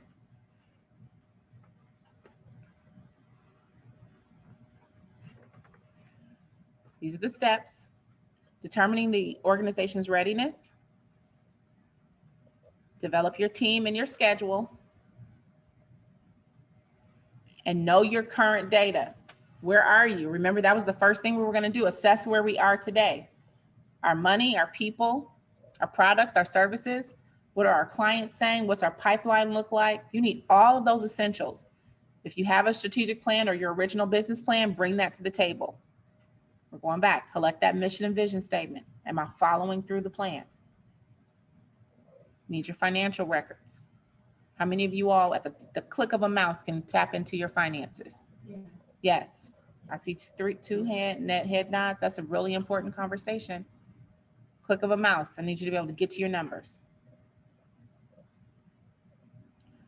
Do you have a marketing plan?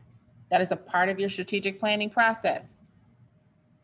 Marketing is not an outlier. It is a part of the process. If you know your numbers, know your marketing strategy. How will people find you? How will they come to you? How will they refer to you? How will you market? All right. And then review the data that's been collected.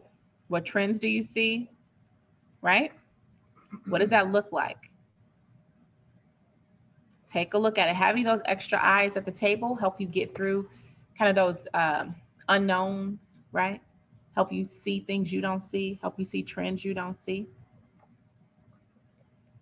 And then this is the procedure. We've talked through this. I encourage you to snapshot this image. And I think Kayla also emailed a copy of the presentation to everyone as well. So you'll have a copy of the presentation. Real time processing. What does it mean? And what do I need to have at the table with me, right? What is that flow? Determine your position, develop the strategy, build the plan, and manage the performance. Once the plan is in place, your operations meeting, your project planning tools, they all make sense again. How do you manage what you said you want it to do? You got to go back to your tools.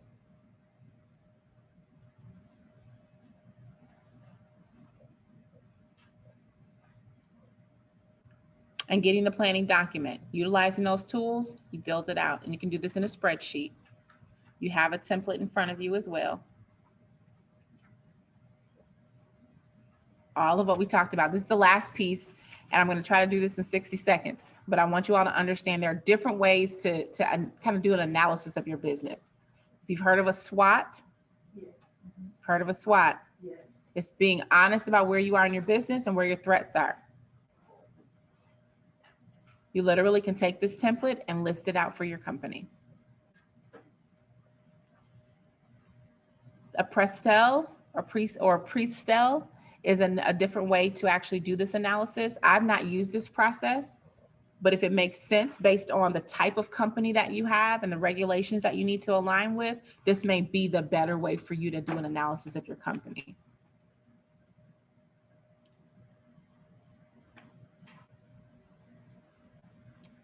And then the 5 forces model. Very similar to a SWOT, but it's really about you bringing in together, all of the elements that impact your business, right? Competition, what's happening, what does that look like? Understanding how the market is responding to the service you provide.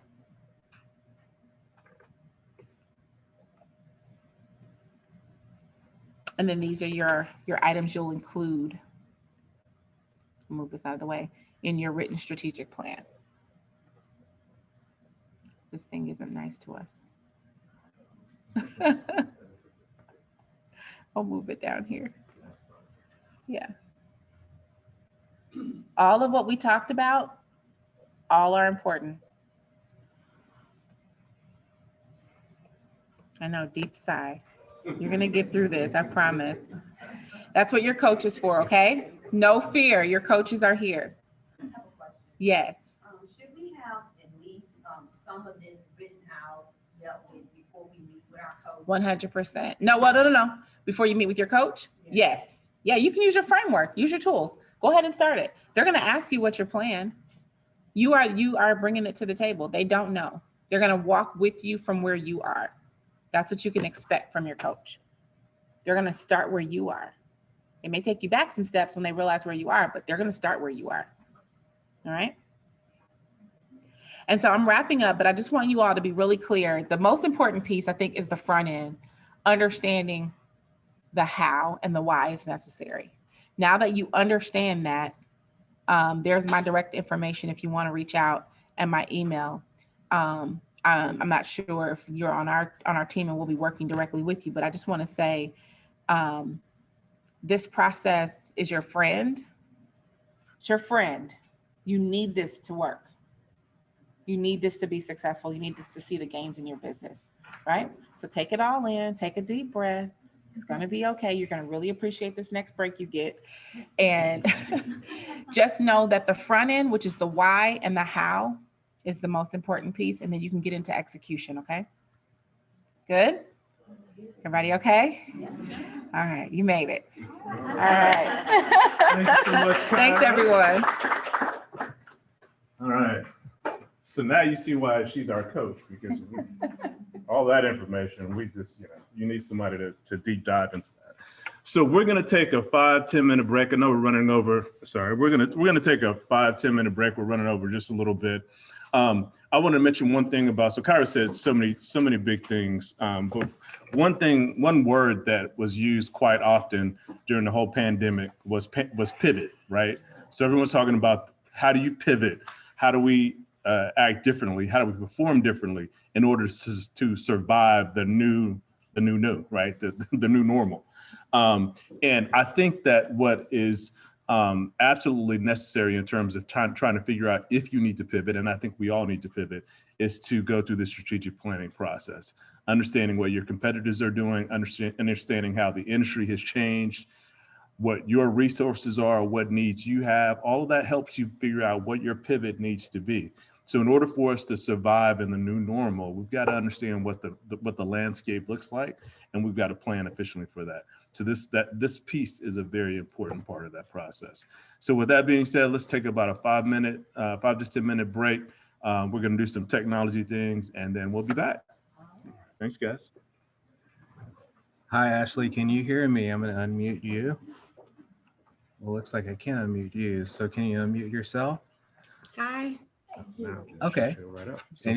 And say something again, Ashley. Can you? Hello. Testing. 1, 2, 3. Stephen, under in that drawer.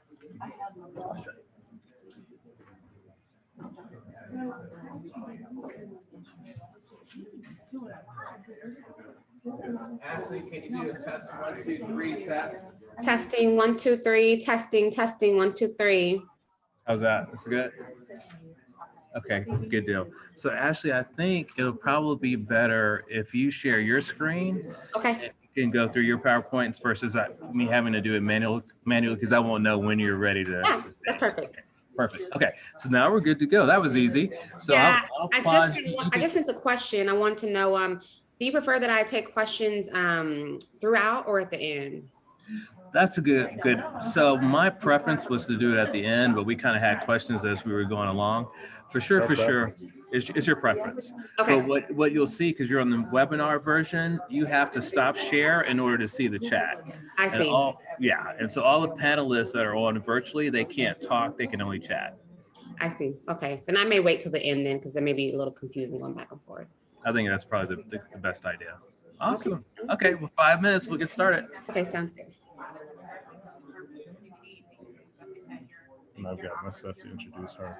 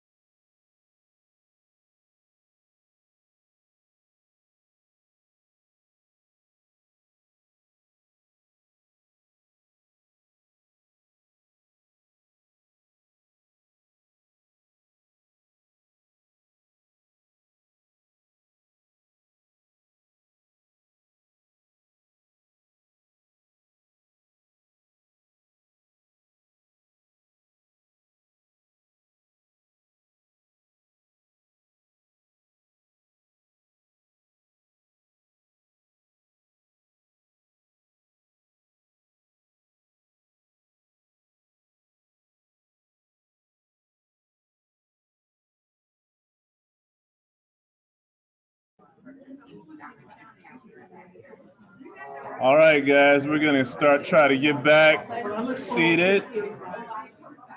Get back going, you guys.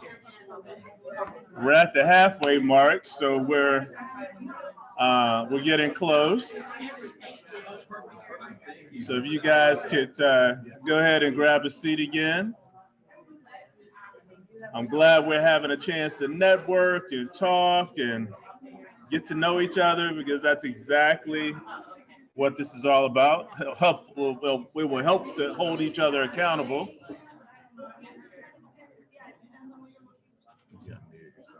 Yep. Okay. Well, thanks again. We're past the halfway mark, and we're going really well. We got a lot of great information that we've shared so far, and I'm very excited to get to our next presenter. I was reading a book just lately. It's a book called The Motive, and I can't remember who the author is of that book, but he talked about the difference between a chief executive officer and a chief executing officer. And he said, executive is more of an adjective, a noun, whereas an executing officer is an adverb, it's an action, right? And so a lot of people get to the CEO level, and especially us as founders of our companies get to the CEO level, and we expect that we've made it to this level. Now we get a chance just to delegate, and everybody gets to, we want everybody to do their job, and we just get to sit back in the golden office and not do anything. But as CEOs, our position is to do the dirty work. I think Kyra kind of mentioned, like, on the operation side is the dirty side of business, but CEO side, we're doing the things that other people don't want to do, right? And ultimately, to be honest, there's a fallacy. Sterling and I talk about this all the time. The fallacy of entrepreneurship is that once you become, a CEO or a founder of your company, now you get a chance to be your own boss. That's so far from reality, right? The reality is that as the owner of the company, you now have multiple bosses. Your employees, your clients, your stakeholders, your customers, you report to everyone, right? And everything stops at your desk, and you're responsible for everything, right? So just keep in mind that as CEOs, we are more than just that in name, and get a chance to, we're there to execute and to make sure that our teams are executing and being successful. So that is our responsibility. That being said, I want to introduce Ashley Small. She is a PR extraordinaire, not just public relations, but she has a bridge between public relations and technology. We were introduced to Ashley. She's from Houston. I think she's from Houston. She spent some time in Houston. She's probably in her California office, and maybe in her Canada office, or somewhere, where she's all around the world now traveling. And but she's done. In fact, I thought it was interesting that what the space that she's in when the pandemic hit became very popular in terms of PR and technology, and taking advantage of being able to remotely learn.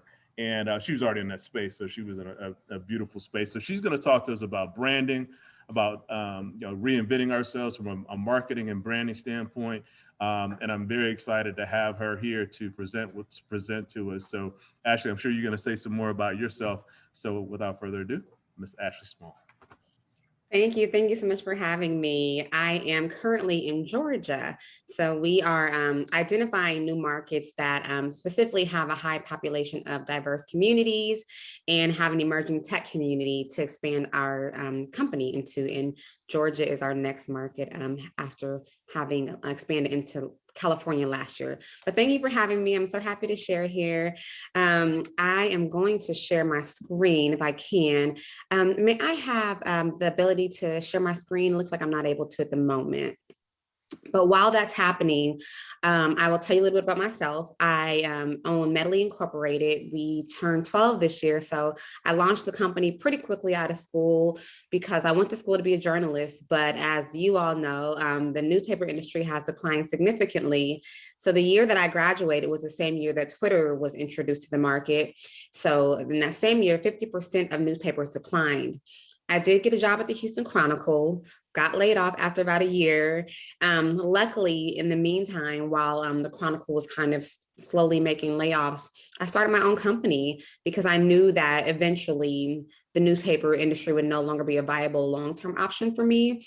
And I needed to figure out how to marry my experience with digital marketing and my desire to be a journalist and create an agency. That's how Medley was born. We are a small but mighty team. As the Carter brothers mentioned, we have an office in Houston, Los Angeles, and now we're expanding to Georgia. And we have clients in Chicago as well. So those are our top 4 markets. And specifically focus on organizations that want to make a social impact in the world, that have a feel-good story. I think every organization has a feel-good story. So some of our corporate clients include Kroger. While it is a consumer product, consumer retail store, they do a lot of good work in the community. On the government side, we work with the city of Houston quite a bit, a couple of local districts, and the same with LA, we work with the city of LA there. So work with quite a few nonprofits, some for-profit organizations, but our job is to tell authentic, compelling stories that impact consumer behavior, that help consumers want to encourage consumers to buy into your brand and help shape your story for long-lasting relationships for the market. We know that consumers today no longer want to just buy the product. They want to buy the story behind the product and want to invest in the owner as well. I think I can share my screen now, so I'm going to try. Let's see.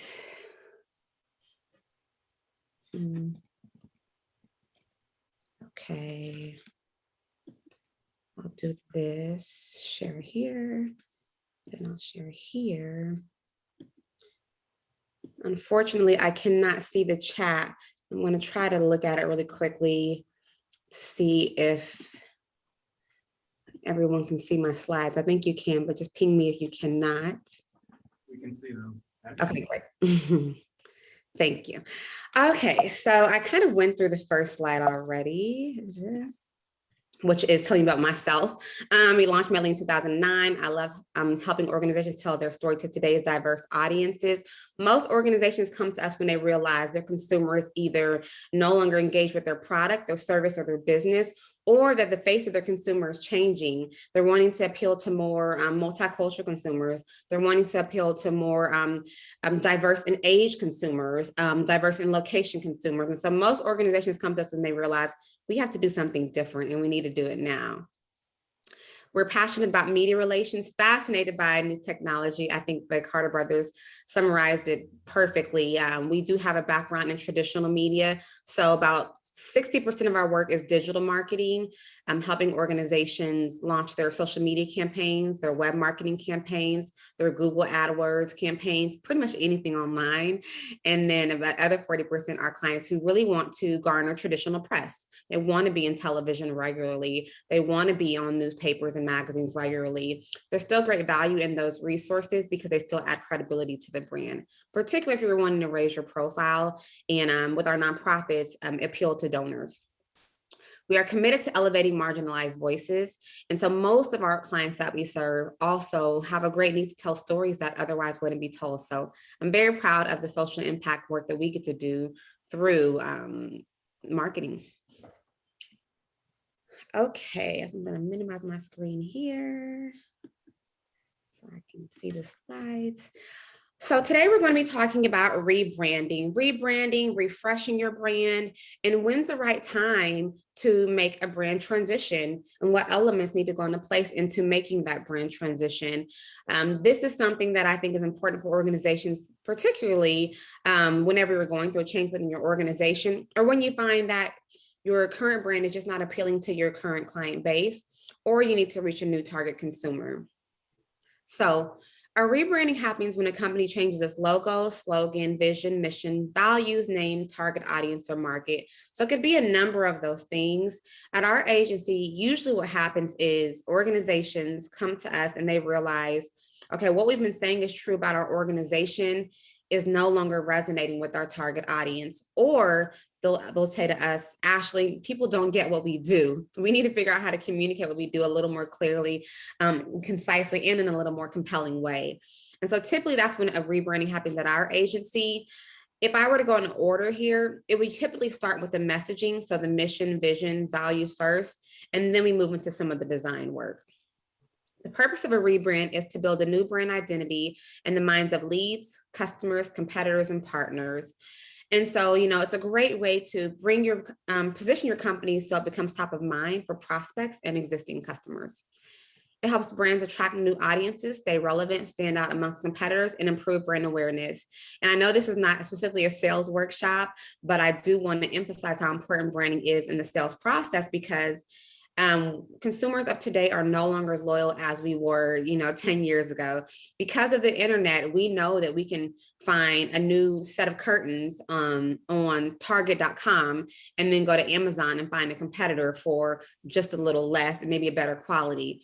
Because of that, the competitive nature of business is becoming even more challenging because we do not have the consumer loyalty like we used to. And so being able to stay ahead of the curve, I think, is even more critical, and garner long-term client loyalty is even more essential.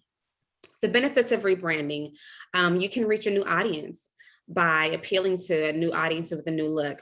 You can become more relevant. A lot of brands, unfortunately, do kind of outdate themselves with their messaging and their look and their feel of their brand. And by the time they look up, the industry has shifted. I think that happened quite a bit in the newspaper industry. I think some news outlets are still kind of rebranding themselves after resisting for about 20 years the shift to digital media. The other benefits of an improved brand recognition: you want people to be able to look at your colors, look at your fonts, hear the sound, the tone, the feel of your brand, and easily identify with the level of customer service that you present. And I'll show some examples later on in this presentation about brands that actually do a great job of making their brand recognizable. And then another benefit is having streamlined teamwork. The value of that is you want everyone in your team to go out into the world and act as ambassadors for your organization. And so you want them to be very clear on who you are, what you stand for, who you serve, and why your product, company, business needs to exist in the market. The more that you can clearly communicate your message and your brand to your team, the more you're going to have success in sales in terms of duplicity. So there's many benefits to rebranding, and we'll get into kind of the why and the how to. Okay, let's keep going. Okay, so there are two types of rebranding. One is a partial rebranding, and I love that we started off with the Apple example, because Apple's been pretty consistent since the very beginning. A self-explanatory, clean, consistent logo throughout the years. They've just made changes. What I think when I look at their brand, I see is simplicity as their products have become more simplified. And I think that's a brilliant way to approach branding. As their products have changed, as they become more simple and modern, so has their logo. Also, as the needs of their consumers have become more simple. I'm an Apple user. I have probably every Apple product on the market. And what I know is that I love Apple products because of the simplicity and the efficiency of it all. I don't want to have to overthink when I'm using their products. And I also don't want to have to overthink when I'm looking at their products as well. And so I believe that their logo has shifted as their consumers' behaviors has shifted and the consumers' interest has shifted.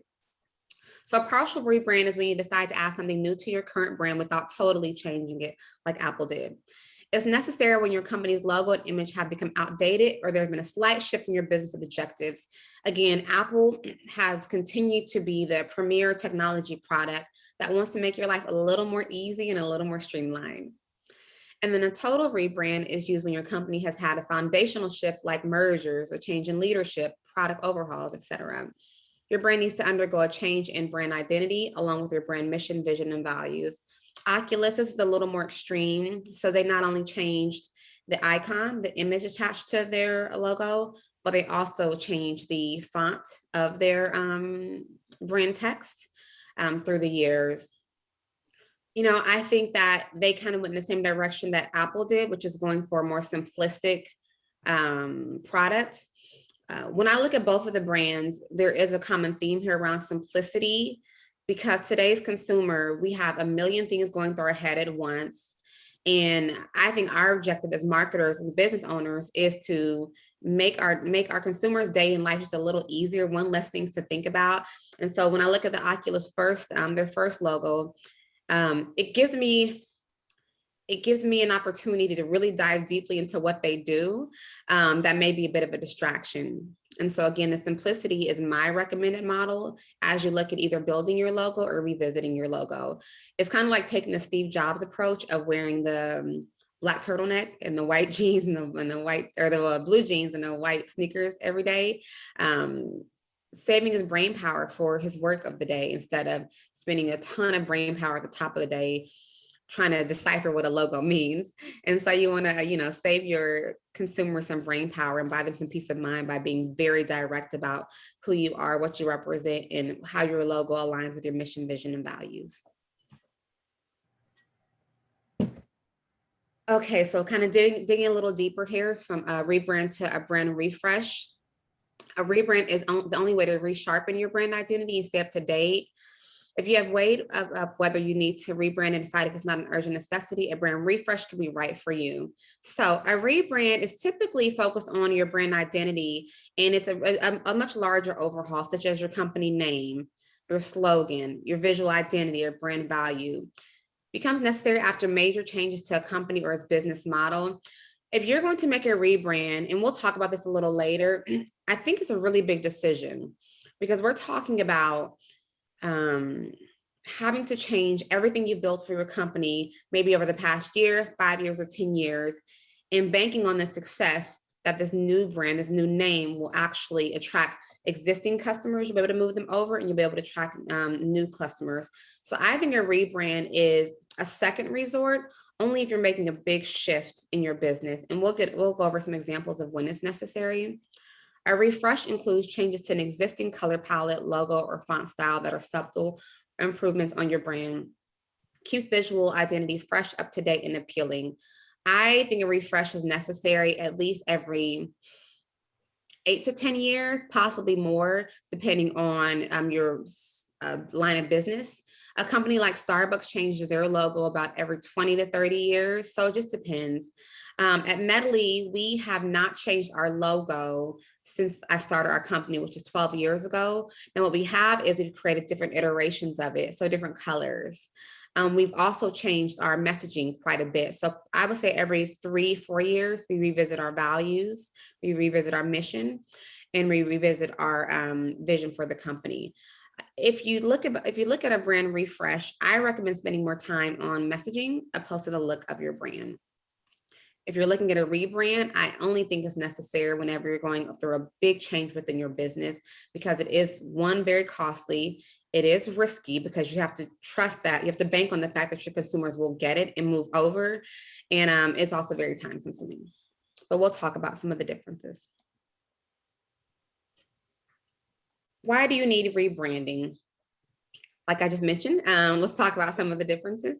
You are changing a company's existing brand or product status in the marketplace. So, you are moving into a different line of work. You're changing your service extensively. You're moving into a new market. It's critical when a company has a weak or outdated image, requires global strategic thinking, or needs a new target audience. And so, as I mentioned earlier, a lot of organizations come to us when they realize, okay, we had a great 5-year run. Now, year 6 through 8, we've just not been able to really compel our audiences to buy into our product anymore. And that's when we start to look, okay, maybe you do need an entire rebrand. You need to reposition your product to target a completely new market segment through new packaging, size, taste, promotional channels, price, or place. And so a great example of that, MasterCard, they had a timeless logo for many, many years that was in your face, kind of direct, and they just changed it to, in my opinion, what's a little more simple version of it. What this does is it stimulates our senses because we are visual people. And so you'll see that more brands are relying on colors and shapes than they are words for logo and brand identity. And we'll get into a great example in just a bit. But I think MasterCard's a great start. We know that when we see the yellow circle and the red circle overlapping, that's a MasterCard logo. And they were able to do that because having spent several decades with the logo on the left, it did build up some brand identity. And then they started thinking about ways to make their logo even more seamless. What I like about the more simple version as well is that it's more interchangeable with different types of graphic design. And so it may not be appropriate for this longer logo with the more complex logo with the words across the top to be on a Twitter icon, because a Twitter icon is about this big. And so you may need something really more clear and to the point to translate across all social platforms. When you want to improve your company's reputation is another reason why. I've seen this happen. There was a PR firm out of Austin, actually, and they had a name for their agency that was really racially insensitive, and they did not know. And so they changed their name and their whole organization. They did not lose any existing clients. However, they did have some challenges reaching new clients because they were essentially moving into the market as a new customer. And so I think it's smart whenever you know that you will likely retain some of your existing clients, if you can communicate to them in a very transparent way that, you know, these are the mistakes we made, these are the lessons we learned, and this is what we're going to do to make things right. And this is what this company did. I know I talk fast. I'm just making sure I'm not missing anything. Okay. When do you need rebranding? If a company merger takes place, the benefit of a rebranding is that it showcases the best qualities of each business. And so if I were to merge with another agency right now, there's no way that it makes sense for us to continue, you know, using the tagline that I use now, because ideally they bring a certain set of values, strengths, and core areas of expertise to my business that I don't have. And so naturally we would look at changing the, at least the messaging to gain customers' trust. If you find that customers continue to become confused about who you are, who you serve, and your position in the market, that may be a good opportunity to rebrand your organization. To develop brand awareness and to avoid confusion, I would say confusion is the most, as the number one reason why organizations come to us when they kind of are in the middle of a rebrand, because they realize that there's a ton of organizations on the internet, and when you don't come up on the first or second page on Google, and you have a ton of competitors that are coming up, it may be time to rebrand, because the confusion lies in someone else going to your competitor's website or going to another company that offers similar services as you, or a company that has the same name as you and they're just not you. And so the confusion from where we sit at Medley lies in mostly search engines. And so if you're not already kind of doing an inventory on your business and where it sits, I would say Google yourself, Google your company at least once a month. I love Google Alerts. And so if you don't have Google Alerts turned on for your company, please turn them on immediately when you leave here. The website is google.com/alerts. And that way you'll be able to know what's constantly being said about your company online or your competitors, just to make sure there is no confusion as it relates to your consumers who are looking for your product online. It allows your company to expand, use financial resources efficiently, obtain more profit, new management, and more. So this is essentially a benefit of a merger. When you are merging with another organization, you are more than likely able to expand and to grow. But with that, I highly recommend a rebrand. It influences consumers as a result in better customer service, higher quality products, and lower prices. So there's many benefits to merger. I think there are other experts who are part of this program who are more qualified to talk about the do's and don'ts when you're considering a merger. But I know for sure that whenever you merge with another organization, you want to prioritize rebranding. Another time that you want to rebrand is when you want to go international, mostly because you are looking at appealing to a more cross-cultural, multicultural, multinational target audience. And so how does your brand resonate with global audiences from a cultural sensitivity standpoint, from a cultural awareness standpoint, and from a cultural relevancy standpoint? Those are the main things that I want to prioritize when it comes to international branding, and that can be a challenge. But I do think those are things to consider whenever you want to rebrand.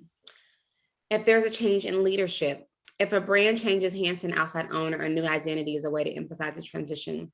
I said this earlier that, you know, consumer loyalty is challenging in today's market because there's so much competition on Amazon. You can easily compare 10 different products in a matter of 3 minutes. And so what I believe is true is that it's even more important that the owner have their own brand identity, that the owner's personal brand be thriving and well developed and out front, because it helps garner long-term brand loyalty. We no longer are satisfied with just buying the product. We really want to know who's behind the product and their mission, vision, and values personally. That said, if you are changing your business and switching over to a new owner, you want to make sure that the brand reflects what their core values are, and you want to show up in everything that they do. I think this is I'm trying to think of a good example, the Oprah touch, the Oprah feel. All of Oprah's products kind of have a common thread of telling really interesting human stories with authenticity and empathy. And you can see that in whether that's her partnership with Apple, her magazine, her television network OWN, and her books. And so there's a common thread there in the kind of Oprah brand. If the Oprah brand were to be taken over by a new CEO, I think it'd be quite interesting. And I think a ton of rebranding would have to happen. I see questions, and I think we're going to hold them. It's questions or comments. I think we're going to hold them till the end. So your rebranding checklist will include web domains, such as your website, social media accounts, digital ad and campaign, including PPC and social. So digital ads can be anything from Google ads to social media ads. PPC means pay per click. So if you're running ads that are literally, you're only being billed when someone's clicking on them, you can also run ads called CPI, cost per impression, and social. So as you think about your rebranding checklist, you want to consider all these different places, excuse me, that your brand is present online. You also want to look at your email templates, your recruitment ads and marketing. So if you have ads on Indeed or LinkedIn, you want to look at those. Your SEO, so your search engine optimization. How are you using keywords to place your website at the top of the search engines? And how are you using metadata on web pages? So how are you then driving traffic to your website and tracking that data? Internal documents like PowerPoint decks and any apps that you have. And so when you think about rebranding, you want to make sure you're considering all of the different platforms. My recommendation is, before you even start to move into the process of rebranding, is to create an inventory. For me at Medley, our checklist is probably a lot longer than this because our company's been in the cloud for about 12 years now. Yes, we pretty much have been founded. And so our checklist is going to be much longer than this. And so I recommend, before you even dive into this, get a clear understanding of the time, resources, and digital assets that will have to be updated in order to even be successful here. And offline branding includes things like flyers and posters. If you have a store, your retail store decor, your personal stationery, your product packaging, vehicle signage, staff uniforms, trade shows, stands, and booths. So again, rebranding, I think, is only necessary if you are doing something significant like a merger, if you are actually seeing a significant decrease in sales because of your product branding is no longer effective, or if you're moving into an international market. The brand personality itself, including your brand values, brand manifesto, tone of voice guidelines, and brand style guides. And so this is actually a great order in which you would approach your rebranding. So I would recommend, one, starting with doing your inventory, your digital checklist, then moving into your offline checklist.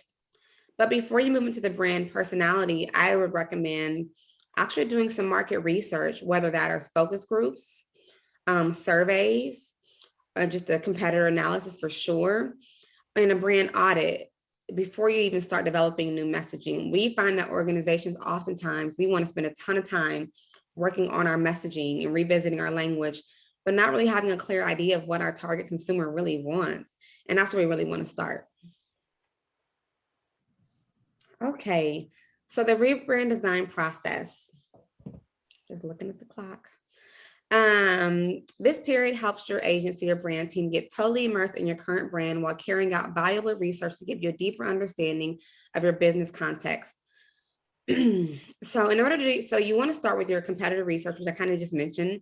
You want to stay in line with broader trends in your market niche, a delicate balancing act, as you want to be relevant but unique. And so in other words, you always want to know what's happening in your industry amongst your competitors, at least be keeping an eye on 3 or 4 of them. And then you want to be relevant and timely as it relates to the trends, but you also want to have a unique selling proposition. And this graphic on the left kind of demonstrates that. In the middle, you have that kind of common ground, which is your direct competitors.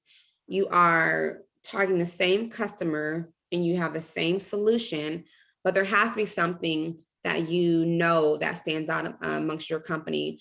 Another formula for this is if you take your organization and think about 3 things that are unique about your business. So ours at Medley, I would say we focus on multicultural marketing, we tell compelling stories to the press, and we have high competency around digital marketing. So out of those 3, I know a ton of agencies do at least 2 really well in Houston in particular. A ton of agencies tell great stories to the press and also have a high competency in digital marketing, but not many do those 2 well and also reach multicultural consumers. And so that's our competitive advantage. And that's kind of a formula I recommend is looking at, where do you strike 3 out of the 3 that you can say with full confidence that your competitors just do not. So in terms of your market research, you want to take a deep dive into your customers' perceptions of your business and what they want and expect from you. Again, before you even move into revisiting your messaging, your brand, I recommend doing some research. It involves social media listening, surveys, focus groups, and data from your loyalty program if you have one. My favorite social media listening tool is Sprout Social. It allows you to aggregate content as well as schedule it and listen. You could also use Hootsuite, but the best social media listening tool is Google Alerts. You can put in keywords to allow social media content to show up on your Google Alerts. You can also go directly to Twitter, twittersearch.com. I think it's twitter.com/search and do a search regularly. Never in history have we been able to listen to consumers as much as we can today. And so I do recommend taking advantage of these free tools. 20 years ago, we couldn't necessarily hear how people are reacting to a newspaper ad or watch how they're responding to a TV segment. But social media allows us to really, truly understand what the pain points of our customers are. You can literally go onto Twitter right now and maybe say you have a dry cleaning company and do a search for cleaners Houston or cleaners Fort Bend, and you'll find someone likely tweeting about, does anyone have a recommendation of a good cleaning company in Houston? Or I need to get something dry cleaned today, send me recommendations. And your target consumer is literally telling you what they want, or I need an overnight service for dry cleaning. And that's a data point to work from. Okay, so there's a large segment of the population who potentially wants overnight dry cleaning services. And so I do recommend taking advantage of these free resources that we have that did not exist 20 years ago. Messaging approach. Okay, so in terms of creative phase, first thing you want to think about is how you position your brand tagline, tone of voice, and brand values. A lot of this will come from your market research. Your core messaging can include an elevator pitch, 30 seconds, who you are. The language I used earlier was clear, concise, and compelling. How do you create a short statement that sums up your brand and what it offers in a clear, concise, and compelling way? Your user persona. This is one of my favorite parts of the research process, because if you really want to successfully rebrand your organization, it's really critical that you identify your #1 target profile customer. And so someone may say to me, well, Ashley, my goal is to reach, let's say I am a healthcare organization and I'm wanting to partner with corporations for free healthcare days at their company. And they say, well, I need to reach Fortune 500 companies in the Houston area that have demonstrated a need for higher quality healthcare. And then I'll say to them, well, let's dig a little deeper. Who is the exact customer within that organization? What's their age? What's their income? What's their ethnicity? And we'll kind of dig down into who they exactly are. So we may find that it is actually the person who we see in the organization that struggles with quality healthcare is a woman in her mid-40s who hasn't been in the company for more than 6 months, who doesn't understand how to navigate HR services. Or we may find that the target persona is not a person at all. It's the person in HR or the person over the employee resource group, because it can't be the organization as a whole. It has to be the person who you need to get on the phone with when you're trying to sell your business. And so I think this is so important. It's so critical to know who your number one person is. So you have a target personality persona A, which is your number one consumer. And of course, your B, C, and D are relevant, but you start with your target persona number or letter A, and then you build from there. The key features and benefits, the things that your products and services offer and how those add value for your customers. I love this example. For example, made of fiberglass is a product feature, while tough and long lasting is a benefit. And so you want to know, like, what are the features and what is the benefit, because customers are looking for both. And so you want to be able to communicate what both of those are and be able to include them in your messaging. Your visual identity, your color palette, logo, fonts, artwork, and illustration, any brand marks that will be updated or introduced. And so these are key elements that can go into your creative approach. As soon as you create your target audience research, your market research, you want to move into this phase. I also recommend, once you have these elements identified, to do some more surveying. I love that social media allows us. I see my friends do this a lot on social media, my Facebook friends, and if they're launching a new book, they'll put both book covers up and survey their audiences online. Again, we have the tools and the data to do a lot of research that we did not have 20 years ago, so take advantage of it. And then I want to show you some great examples of logos. I wanted to cover these up to see if we could guess them, but I know we're short on time. So let me see how I'm doing on time. How am I doing on time? Anyone tell me? About 7 minutes. Okay. So your rebranding agency or team should now be ready to come up with some suggested approaches for messaging and visuals, as well as new candidate brand names and taglines if applicable. Excuse me. How to rebrand a company. You want to redefine your target audience and market, rethink your vision, mission, and values, reconsider your company name, revise your brand slogan, and reestablish your brand identity. Pay attention to your internal design implementation plan. These are kind of the steps, and you've gone through most of them. I'm going to kind of breeze through these last slides because I think we have quite a few to cover. You want to start by redefining your target audience and market. Understand your target audience, what your competitors are doing, what is unique about your brand, and how it differs. And then you want to rethink your vision, mission, and values. We just talked about quite a bit already. Reconsider your company name. In general, if your company name aligns with your mission, vision, and values, it's better to still keep it. If it mismatches your identity, it is advisable to modify it. Make sure that your new brand conveys your message if it is easy to spell and catchy. The right name also supports your goals and business growth. Again, changing your company name, I think, is kind of a last minute resort. And if you're to revise your brand slogan, I'm going to skip down to the bullets here. You want to keep it short, simple, and clear. Use your unique value proposition. Be consistent. Ensure that it can stand the test of time. A timeless brand is always a good idea, and consider your target audience and market. And then I'll just talk about the Starbucks logo a little bit. So Starbucks, as they've evolved, they have not taken a drastic change. At one point, they did get rid of this kind of woman icon in their logo for about maybe a week. And then people were really confused, and they actually saw a decline in consumers because consumers took that as their product was changing. And so they added her back. And so this is their latest logo. In between these two logos, the middle and the far right, they did change it to have just a logo without the woman on it, but people were really confused, so they changed it back.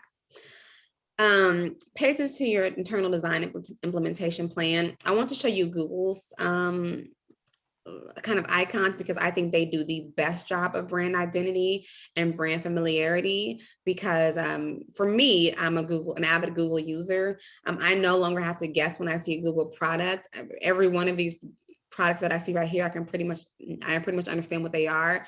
But I think what they've done that a lot of organizations have kind of become late to the game is being clear on their color palette and shifting. This has been their color palette for years, and they've dominated the tech industry from a branding standpoint because they've been crystal clear on what their colors are and what they represent. Dunkin' Donuts, they also did a brand change. I think this was smart because on the left, you'll see that the top logo was before and then the bottom is after. They wanted to move away from just promoting donuts, and they wanted to move into the idea of that we sell food, we sell beverages. We're not just a donut brand. And because it's not a far shift from their original brand, they actually did really well in terms of not losing any brands and not losing any fans and garnering more consumers. And then I'll go through these last two slides really quickly. A day one implementation is when you are coming out the gate, brand new logo, brand new website, brand new advertising campaign, bam, quick launch. It's costly. It can be a little stressful, but I think if you're a brand that already has a lot of credibility and you know that your consumers will move with you no matter where you go, I think it's very smart. And a transitional implementation plan takes a little more time. Our clients do this more than they do the former. And it's, you're slowly launching, moving out, rolling out your messaging. You're slowly rolling out your look of your brand, and you're slowly informing consumers about the decision behind your brand change. Thank you. I know that was a lot, and I'm glad we were able to get it done. I have time for a few questions, I think. Thanks so much, Ashley. And does anyone have any questions for her? Besides what's in the chat? Actually, if you want to stop sharing, you can actually see your chat. Okay. Oh, there we go.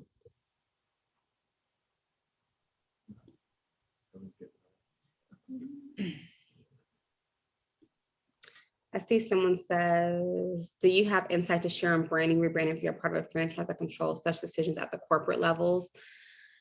No, so I do think the franchise world is a little tricky.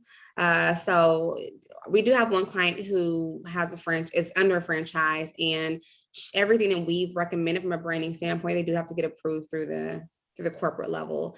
And so what we do is what we can control, and for this organization, is messaging, like on social media, not necessarily the mission, vision, and values, but the way we communicate to their target consumers. And so their branch is going to be a little more young and a little more savvy and a little more kind of trendy. But and that's just in the way we communicate on social media, not necessarily at the higher level for mission, vision, and values. That's a good question, though. Ashley, what are your thoughts on what we're seeing now with rebranding? The companies are now going with acronyms. And what's your thoughts on that? Like, if you have a long company name and you want to shorten it, just saying, okay, so for example, we're Sterling Physical Therapy and Wellness. Should we rebrand as SPTW and change our logo to reflect that, or is that something that you wouldn't recommend? Can you tell me the acronym again?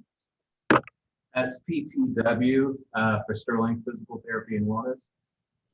Yeah, so the acronyms, I do think because we are in such a kind of digital heavy space where we need content quickly, you only get 280 characters on Twitter. I do believe they're important, but they're tricky whenever they don't translate into another word that's easy to remember.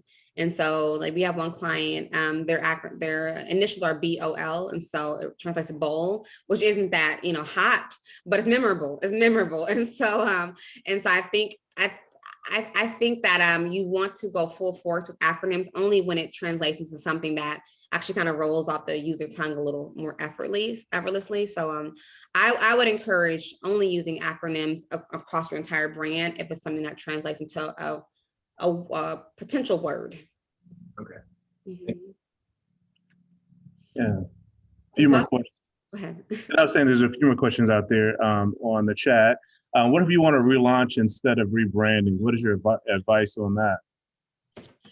Yeah, I mean, a relaunch. So it depends. So a relaunch, I think that it depends on what your relaunch entails. And so if your relaunch entails, an entirely new product, an entirely new company name, I think it's not a bad idea, but it just depends on your capacity. I would say we have not had a client ever relaunch. We've had a client relaunch a product or a business, but I would just say, be prepared for all the ins and outs that go into it, because it's essentially, in my opinion, like starting a new company. Yes, I think just be prepared for all that it entails. It's a challenging, it's a more complex story to tell than a rebrand, in my opinion, than a rebrand. Yeah. Good stuff. Actually, we've got one question from the audience here. Okay, you spoke about rebranding versus refreshing. Mhm. Are you seeing that a lot of companies, because of COVID, are doing more of a refresh now with regards to pivoting? What, like if you're adding a service or expanding or taking away a service, that's more of a refresh, correct? Correct. Yes. And that's a great question. Absolutely. I'm seeing more brands refresh their organization. And so most organizations, the way that we did business before COVID, we just don't do business that way anymore. And so we're having to revisit the way we talk about our business and the product that we offer and the way we communicate with today's consumer, because we're more nervous about how we shop, where we shop. We're more tech driven. And so many of our clients have had to revisit the way they even communicate their product to their consumers, because we are at home on our computer and we're not as open to being outside and connecting with other people. So yeah, we're seeing more brand refreshes, or just even transitions a little bit is probably a better word, transitioning the way they do their business. It doesn't always translate to language as much as it translates to just core services. But yes, I am seeing more of that as a result of COVID. That's a great question.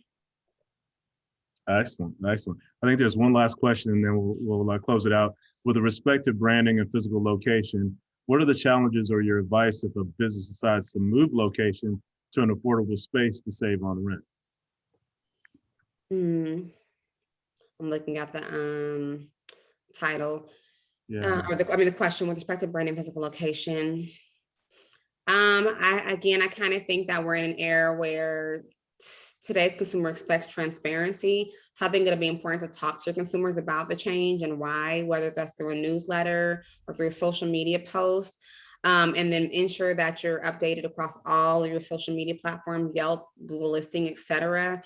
But I think it's fair. I follow one company on social media and they'll say, look, we're increasing our shipping costs because it's become more expensive to produce this product in the past year.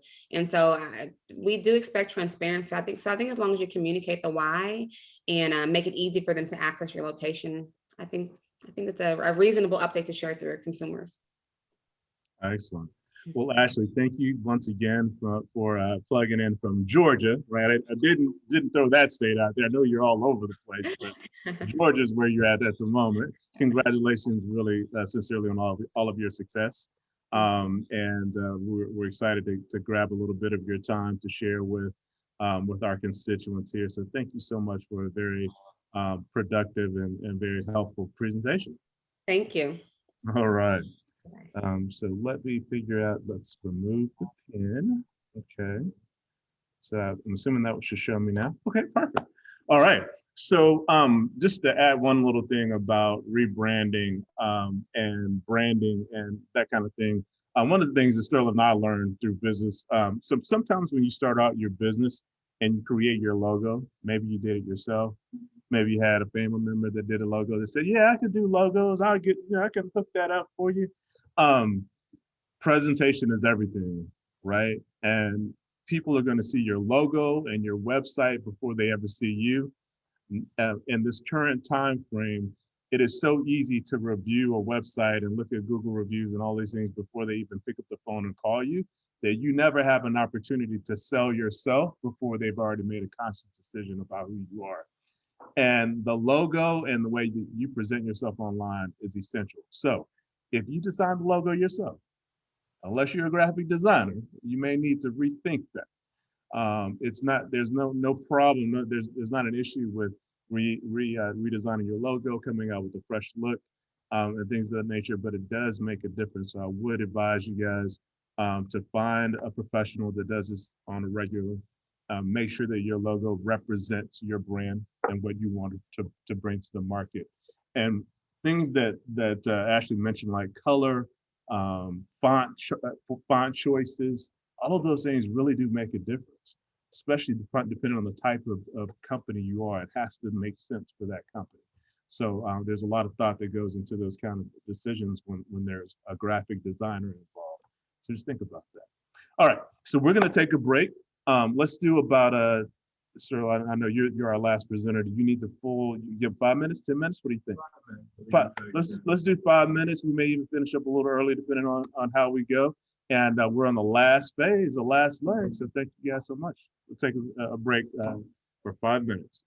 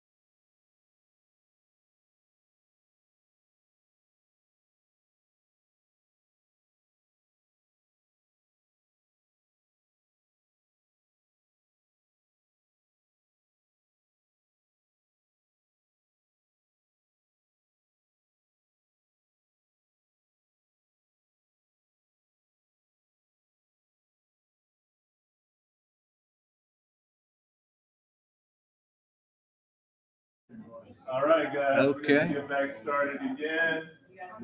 The last few minutes, we're almost there. Okay, okay. Everyone could have a seat, please.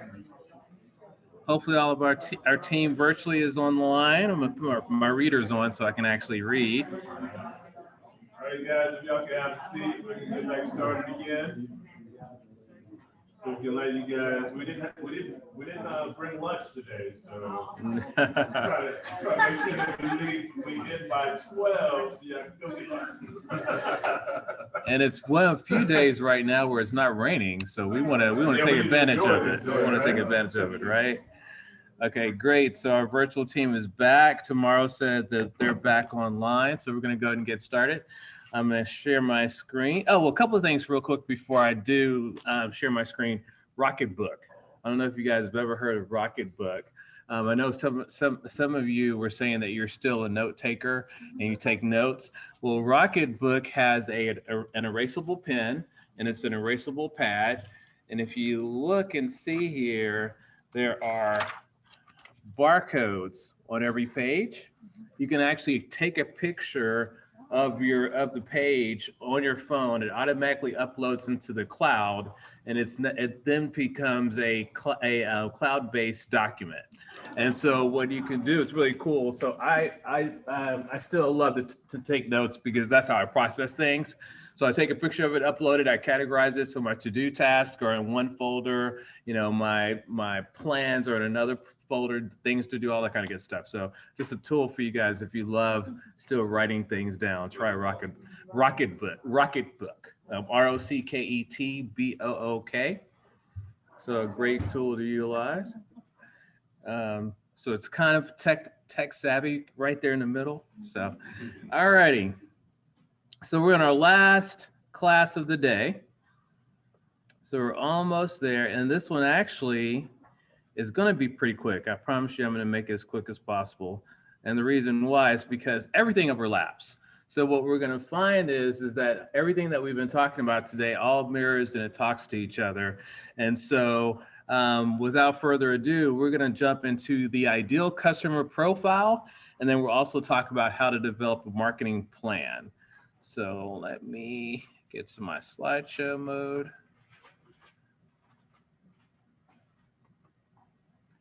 Okay. And we'll just jump to story time and questions. So has anyone done an ideal customer profile before? Any idea or know what it is, heard of it? Let me give you some examples of how powerful an ideal customer profile is. When I first opened up my first business, which was physical therapy, as you guys know, I had a holistic approach. So I did physical therapy, I did nutrition, I did sports medicine, sports injury rehabs, I did sports enhancement, I did personal training. So I had boot camps and all this kind of good stuff. And so I was doing all these wonderful things and I had this holistic approach to health and wellness. But what I realized is that I was spreading myself too thin. And when I really looked at it, and I looked at what would be my ideal customer, no problem, that brings in the most profit, that will build my business the quickest, really, which is kind of a simple process, but physical therapy was what I needed to focus on. So what I did is I took all of my marketing dollars, all my activity, and pushed it towards physical therapy versus all of these other things.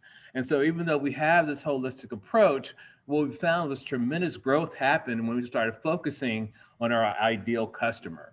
So when you find out who your ideal customer is, so sometimes they'll find you. We'll talk about that here in a second. Then you found your sweet spot. Another example of this, and because that was the B2C, we'll talk about B2B. So within physical therapy, we are trying to market to our consumers a lot of times.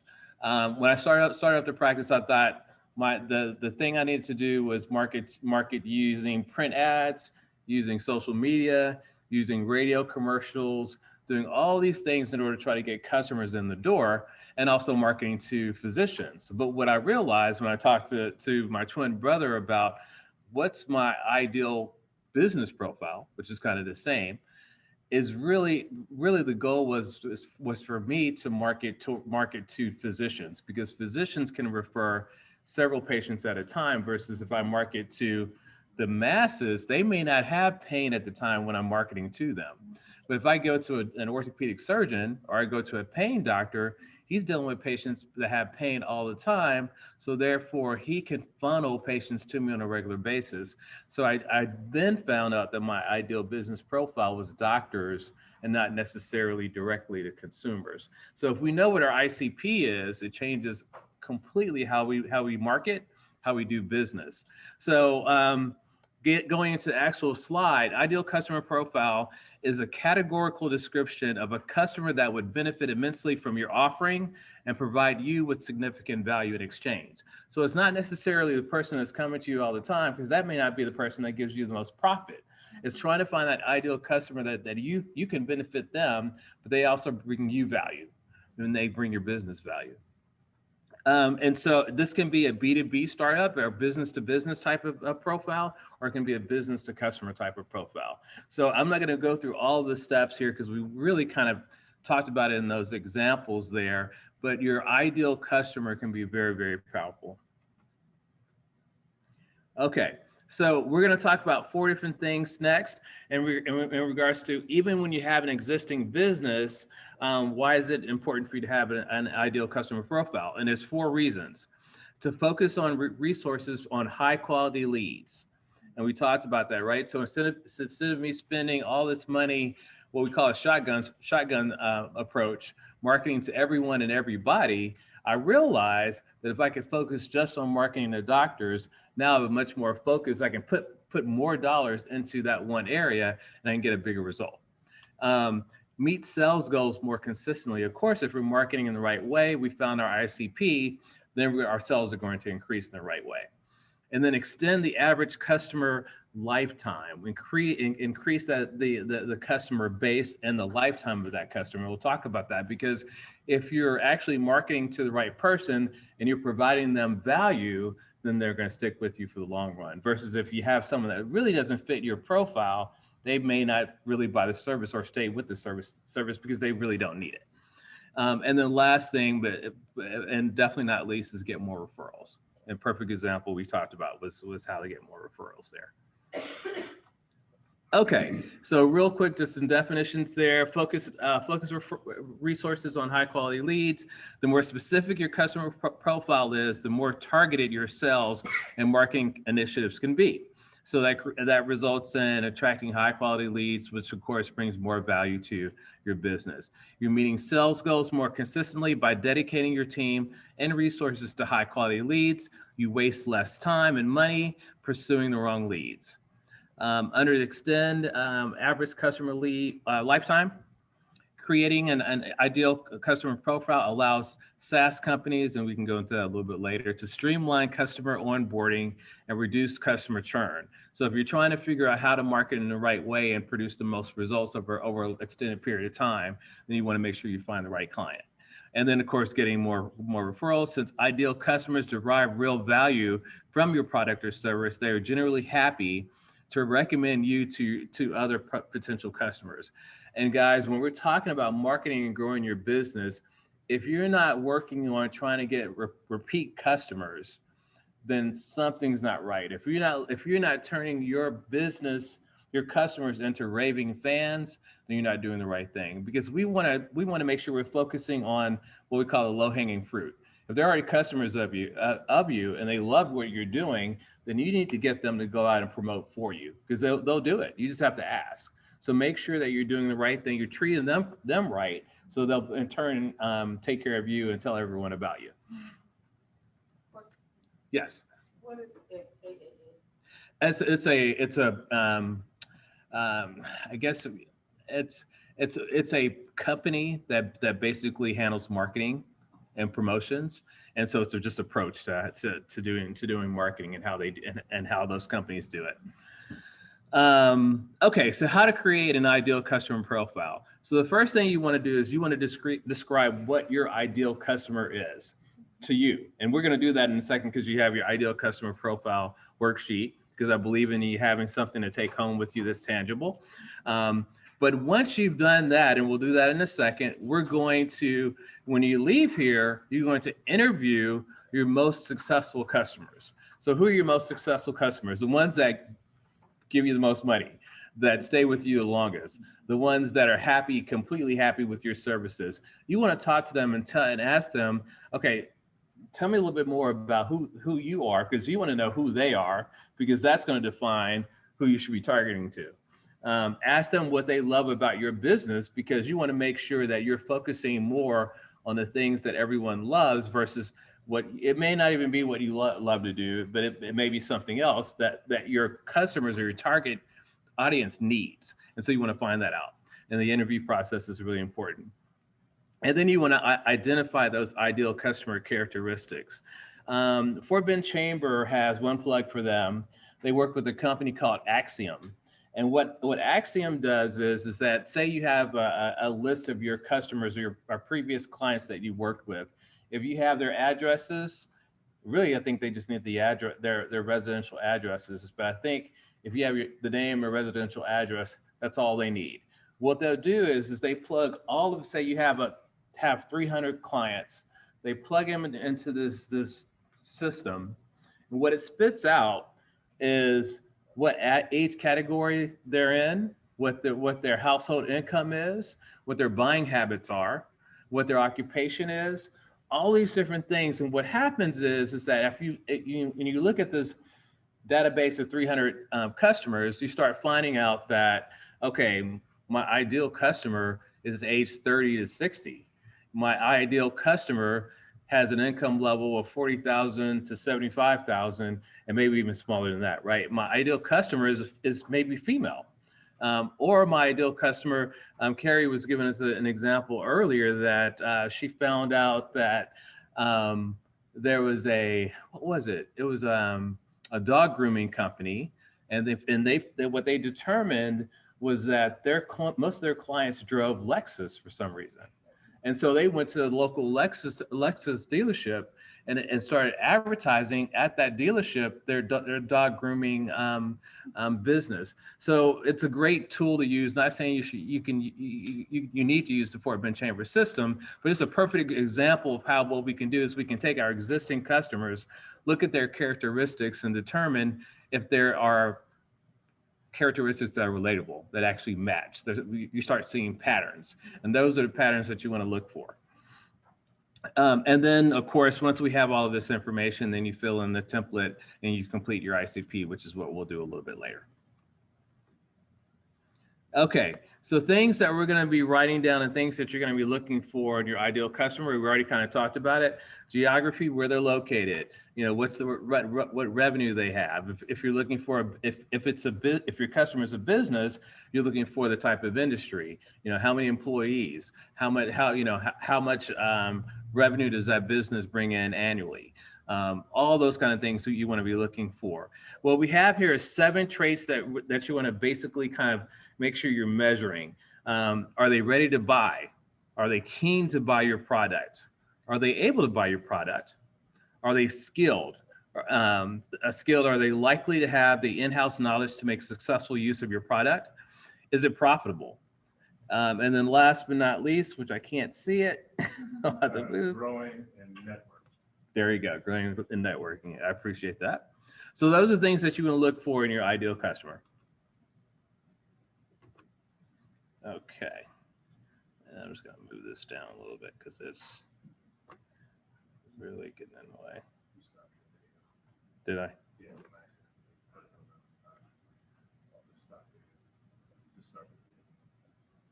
Where's that? Oh, that's because it's still sharing. Oh, okay. I see what you're saying. Okay. Okay, and so we already talked about this stuff. I'm not going to go through it in any more detail. You have specific questions listed on here that you can ask your actual customers when you're interviewing them, but you want to talk to your successful customers and just find out a little bit more about what they value and why they value you.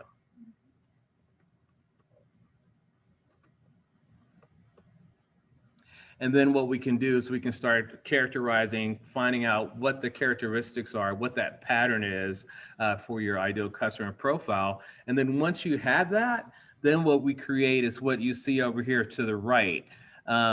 What you have in your hands, and for our virtual team, what you have that's been emailed to you is really a worksheet to actually get to the point of the actual ideal customer profile right here. So we want to find out, for example, if you're in life ventures, what industry is going to work best for your company, what area, what the size of those companies are.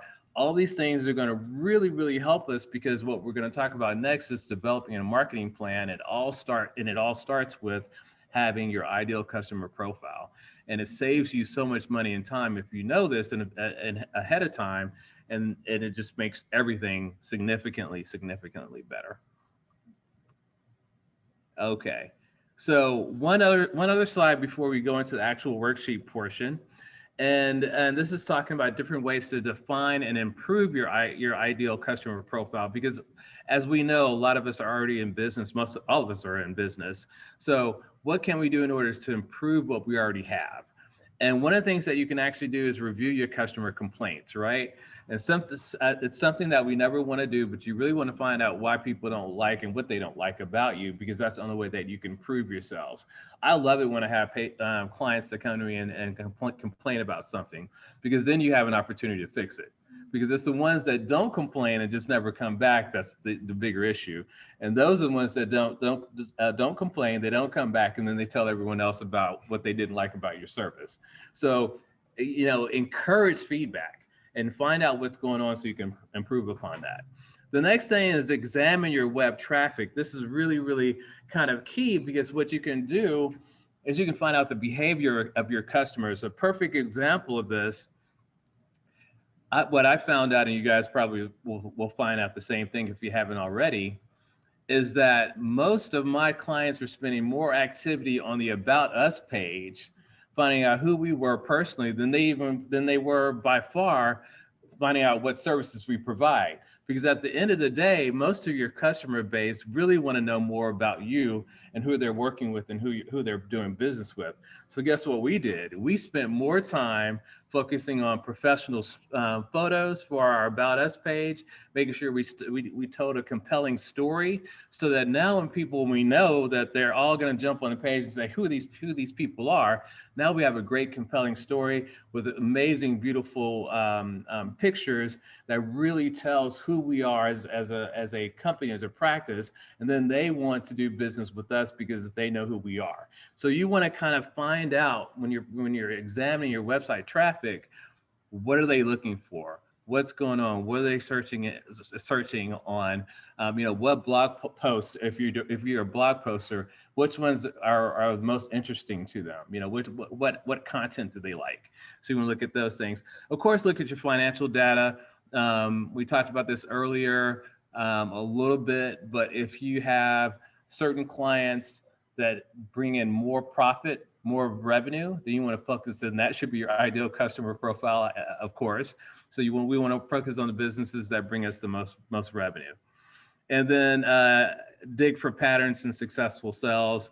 And we've talked about that as well. You see what's happening and where you're selling really, really well. And another thing that we practiced that we did not too long ago, working with Kyra, who you guys met earlier, we were trying to determine we were flat. We weren't really growing like we used to. And what we did is we did a historical data research to find out when we were really growing exponentially, what were we doing at that time? And you'll be really, really surprised to see that what you were doing 3 years ago, you could be doing something completely different right now. And the business is growing and transitioning, but you may not be transitioning in the right way. So we had to kind of just go back, re-engineer and say, okay, let's go back to what we were doing 3 years ago. At least let's see what it is, and let's start focusing on that. And so that's how you want to look at what's going on in your business to determine and to really tweak your ideal customer profile. Okay, so I'm not going to go. This is really kind of a repeat of what we've already talked about, and I really want us to push through as quickly as we can. So now we're going to get to the fun stuff. I want you guys to pull out your ideal customer profile. You should have two. You have an individual. So if your business, you're working specifically B2C, so you're working with customers, then you want to actually do the individual client profile. If you're working with businesses, then you want to do the ideal just client profile. But let's spend about 5 minutes kind of flushing through and figuring out what our ICP is, and then we'll talk about it.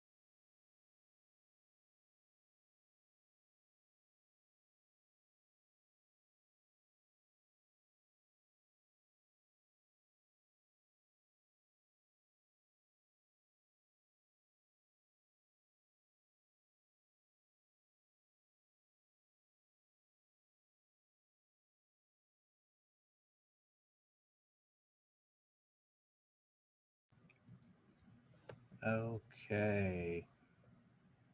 Keep working, keep working. We'll just kind of start talking as you guys are finishing up. Um, but let's share on our virtual side. If anyone out there wants to share who their ideal customer profile is, you want to type that in, I'll read it off so we can hear about your ICP. That would be great. Just try to keep it brief. We don't need all the details, but just share with us briefly who your ICP is. Okay, I love this. Jasper said a multi-million-dollar company, any product manufacturing industry like oil and gas, chemical, pharma, automobile, etc., having sales, purchase, warehousing, and other functions, has a few thousand employees, makes acquisitions, and has lots of chaos, pain points, but has the willingness and the budget to change. I love that. Jasper, what do you do? Tell us about it. It sounds like maybe you're a coach of some sort, or some type of an organizer, and SAP consultant. So very cool, very cool. Excellent. Anybody else want to share, even in here in the room, your ICP? Yes. Yes, my idea for mine could be federal, state, and local governments, Okay. Federal, state, local federal government. and state contractors, Contractors. Okay. and then companies that deal in disaster recovery and accounting services. Okay. And what do you do? What is your business? I'm a CPA, I have a CPA. Oh, excellent. That's a great focus too. So I like that because of course a CPA firm is pretty, there's a lot of them out there, but you have a really good niche. And as Stephen always says, there's riches and niches. So I love that. I love that. Very good. Anybody else want to share before we move on to the marketing plan piece? All righty. All righty. So let's jump into it. We'll keep going. I'm going to get back on my screen. Oh, wait a minute. We've got one from King and from, all right, they're jumping in. So I should definitely read these off. So tomorrow says small business owners and entrepreneurs, startups searching for business funding for their business. So tomorrow, if you're involved in business funding, I think we all need to talk to you. So that's great. Definitely share your information on the chat. And then King says 35 plus females, mothers of young children, bachelors plus, 120,000 plus family income. And for guys, if you don't know, King has a t-shirt embroidery shop here in Fort Bend County. He's a great community activist, so definitely support. I can't think of the name. I think it's like Big Frogs t-shirts or something. So thanks King for that. And then Rashmi says manufacturing firms, engineering and design offices, consulting firms, mortgage offices, doctors, dentists, chiropractors. I think you do it all. Auto dealers, headquartered in Houston area, moving more than 10 employees above 1 million in revenue. So tell us, Rashmi, what you do, and love to hear about that. And then Joe says our ideal customer is an individual sandwiched between caring for children and parents. Wow. That's pretty cool, Joe. We got to hear about what you do as well. So please share your company. So Rashmi is a managed IT provider. Excellent. So IT, that makes sense. Great. So we better jump into it so we don't run out of time, because I promise I will get you guys out of here in a timely fashion. That is the plan. Okay. So we have finished up our ICP portion. So I'm going to breeze through these. Let's talk about a marketing plan.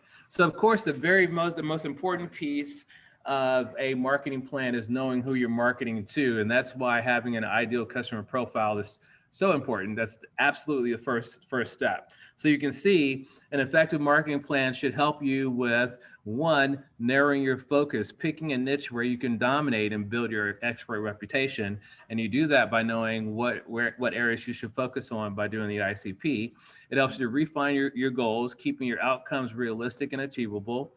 It's a value price and package for your services. So it makes it easy for your ideal clients to do business with you. And then you're choosing your marketing activities wisely. And we're going to talk about that here in a second, because it's really, really important when we're marketing, especially now. You don't have to be a shotgun. You don't have to have a shotgun approach. You can really have a sniper approach. It's really, really easy to target your audience without spending a lot of money. So don't do it. Print ads are dead. I hate to say it, but don't do print ads. Doesn't make a whole lot of sense. Not when you can do social media and Google click for ads. So let's talk about that. So next thing, marketing plans should be changed either quarterly or annually. At least annually, but definitely quarterly is going to be the preference, because as you guys know, we are in a society and an environment right now where everything is moving, changing on a consistent basis. So you need to be constantly looking at your business, evaluating, reevaluating, and changing and pivoting as needed. Paid marketing plan. So there's different types of marketing plans that you want to have. Paid is one that you want to look at. And so when we're talking about paid, we're talking about pay-per-click ads, Google ads, Facebook ads. We're talking about whatever you're paying for. But then there's things that's what we really call inorganic. But then there's organic advertising and marketing, where you're actually putting out content that doesn't cost you anything. And so we can do that through social media marketing and through content marketing. So social media is basically making sure that you're posting regularly on your social media platforms, Facebook, Instagram, LinkedIn, Snapchat. It goes on and on and on. And that's one of the best areas that you can market on for a really, really inexpensive price, because it doesn't cost you anything except for time to target those areas. And then you can also put money into those as well. And I can tell you that the marketing on social media is much cheaper than almost any other platform. So, and you can target, and we can go into that a little bit more. But if you say on your individual, or excuse me, your ideal customer profile, if you know you need someone, a female age 30 to 50 in this particular industry, you can literally go into Facebook, create an ad, and set your parameters so that they fit your ideal customer profile. So no longer do you have to have just an ad that you just put out there and hope somebody reads it at the right time.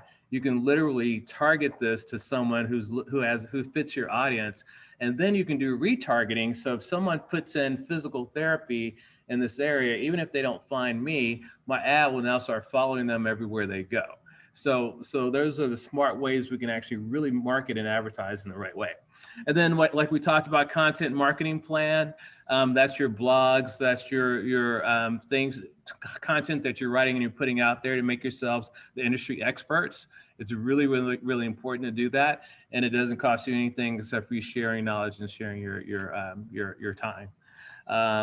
And then new product launch marketing plan. This is anything that you've determined that you now have. For example, we're coming out of COVID.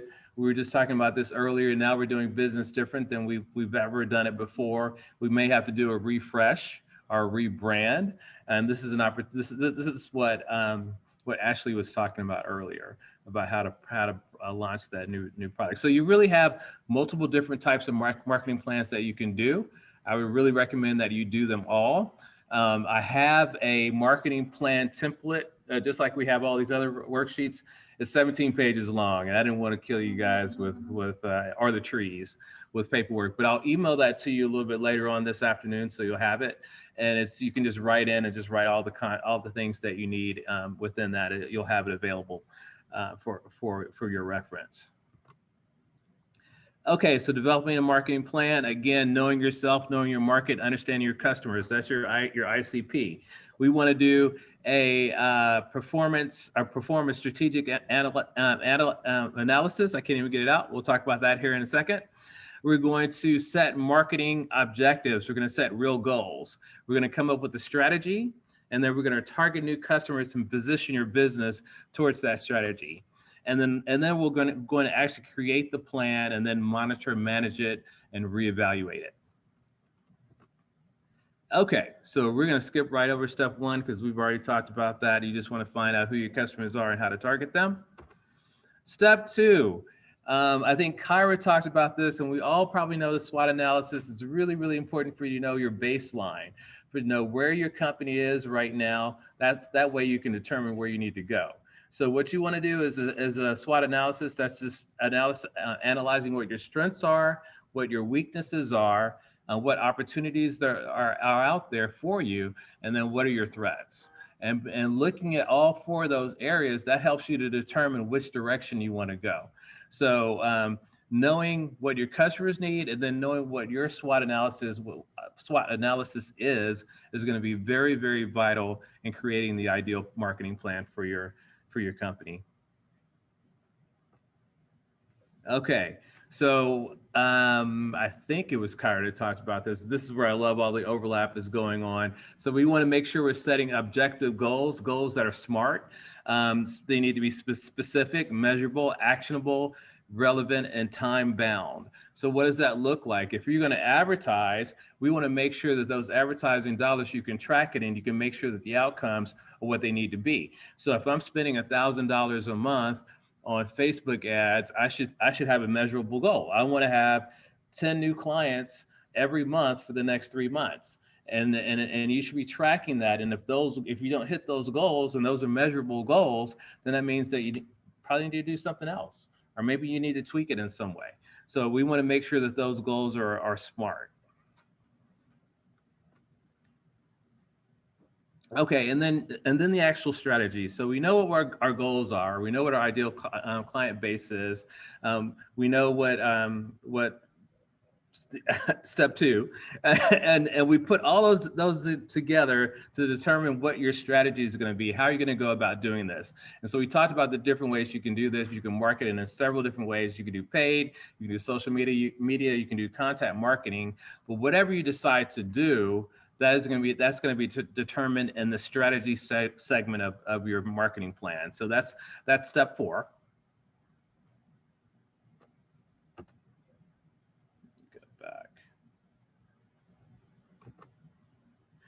And then once you have the strategy, you're going to figure out how you can use that strategy to target your new customers and how to position your business.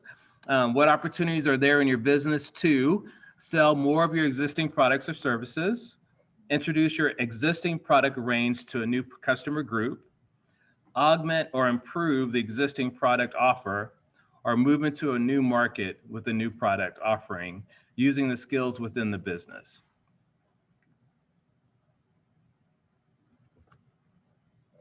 Okay, and then once you have all of those points, so you have everything needed in 5 steps, this is when you actually create the marketing plan. The marketing plan, again, the template I have, I'll email it to you guys. But you need all of steps 1 through 5 in order to actually create the plan, and you will do that in step 6. And then in the last step, which is step 7, you're going to monitor, manage, and improve. Remember, you have your SMART goals that you set. You're going to monitor what's happening in your marketing. You're going to see what's going on. If you don't have a customer relationship management tool, that's going to be really, really important for you to do. We want to make sure that we're tracking our marketing efforts, and if it's not working, we want to get rid of it, because one of the things that you can do, spend way too much money on it, is you can spend a lot of money on marketing with 0 results. So if it's not working, you want to stop doing it.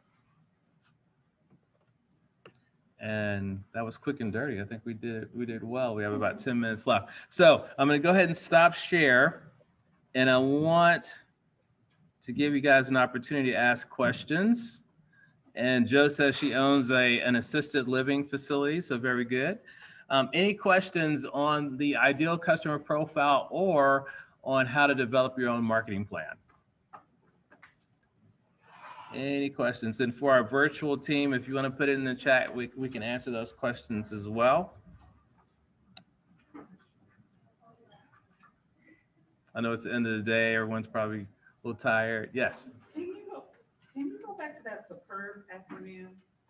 The SMART? SUPERB. Okay, let me go back.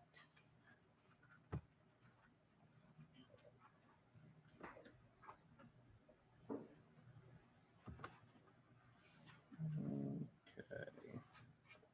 Where's my little back button? There we go. Where will these, the video be found?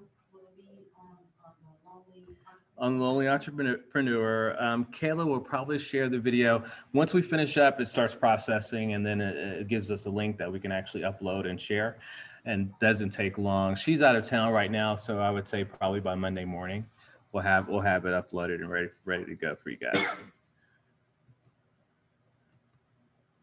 Okay, SWOT.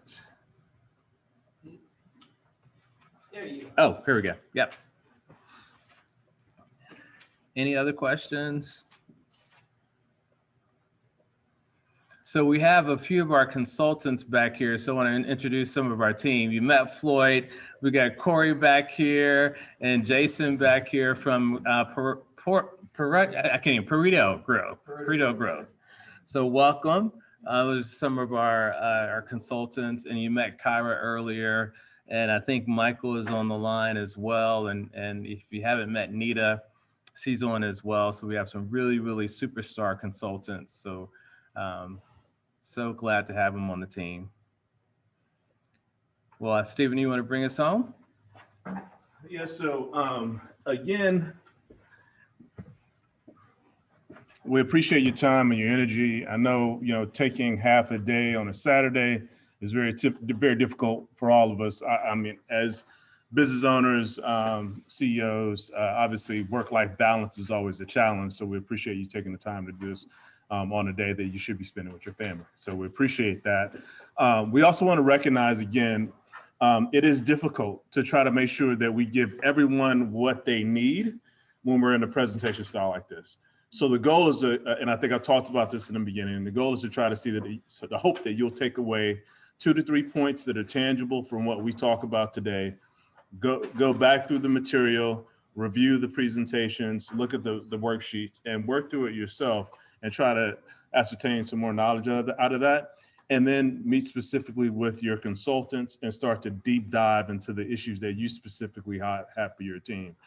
But as kind of commercial, it may seem when we talk about missions, our mission statement and our vision statement and our core values, that really is essential to building the foundation of your company. So don't take these things for granted. Definitely spend some time thinking about them.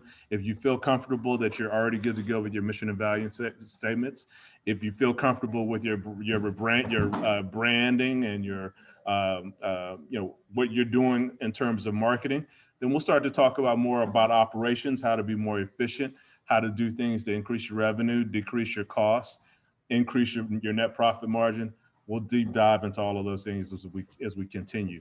Please send us some feedback. Kayla is going to send you a survey after this is over, probably on Monday as well. We welcome the feedback. Anything that you like or dislike, give us that feedback so we'll have a chance to customize it on the fly. But again, enjoy the rest of your weekend. Hopefully take some of this information and start implementing it immediately. Don't just let it go. You got to work it. You got to practice. Yes, ma'am. One last thing. Before we meet again, what can we expect? Can we expect to have met with our coach by then? Great question. Great question. So you all should have received an email from Kayla that assigned you to your business coach. What's going to happen is that she's setting up a Calendly link. I don't know if you guys are familiar with Calendly, but she's going to set that up so that it'll be easy for you guys to get on their calendars and set up that one-on-one session. We will be having a mastermind group session that happens as well this month. And if you have any other questions or concerns, or you need anything else also the TLE portal, make sure that you log into the portal and start getting yourself familiar with that. The great thing about that portal is, just like we're doing this presentation, there's a ton of videos that are already out there, and there are ongoing online presentations that happen inside of that tool as well. So you can log in and start to see all of that information. And there's a community as well. It's almost like a social media group that's in there, so you can get involved and engage in that community too. So get engaged with your one-on-one mentor, your mastermind session, the TLE portal, and your homework that we have from this session. And let's just try to implement some of the stuff that we have. It's up to you guys. We're just trying to give you the information. You got to take it and use it.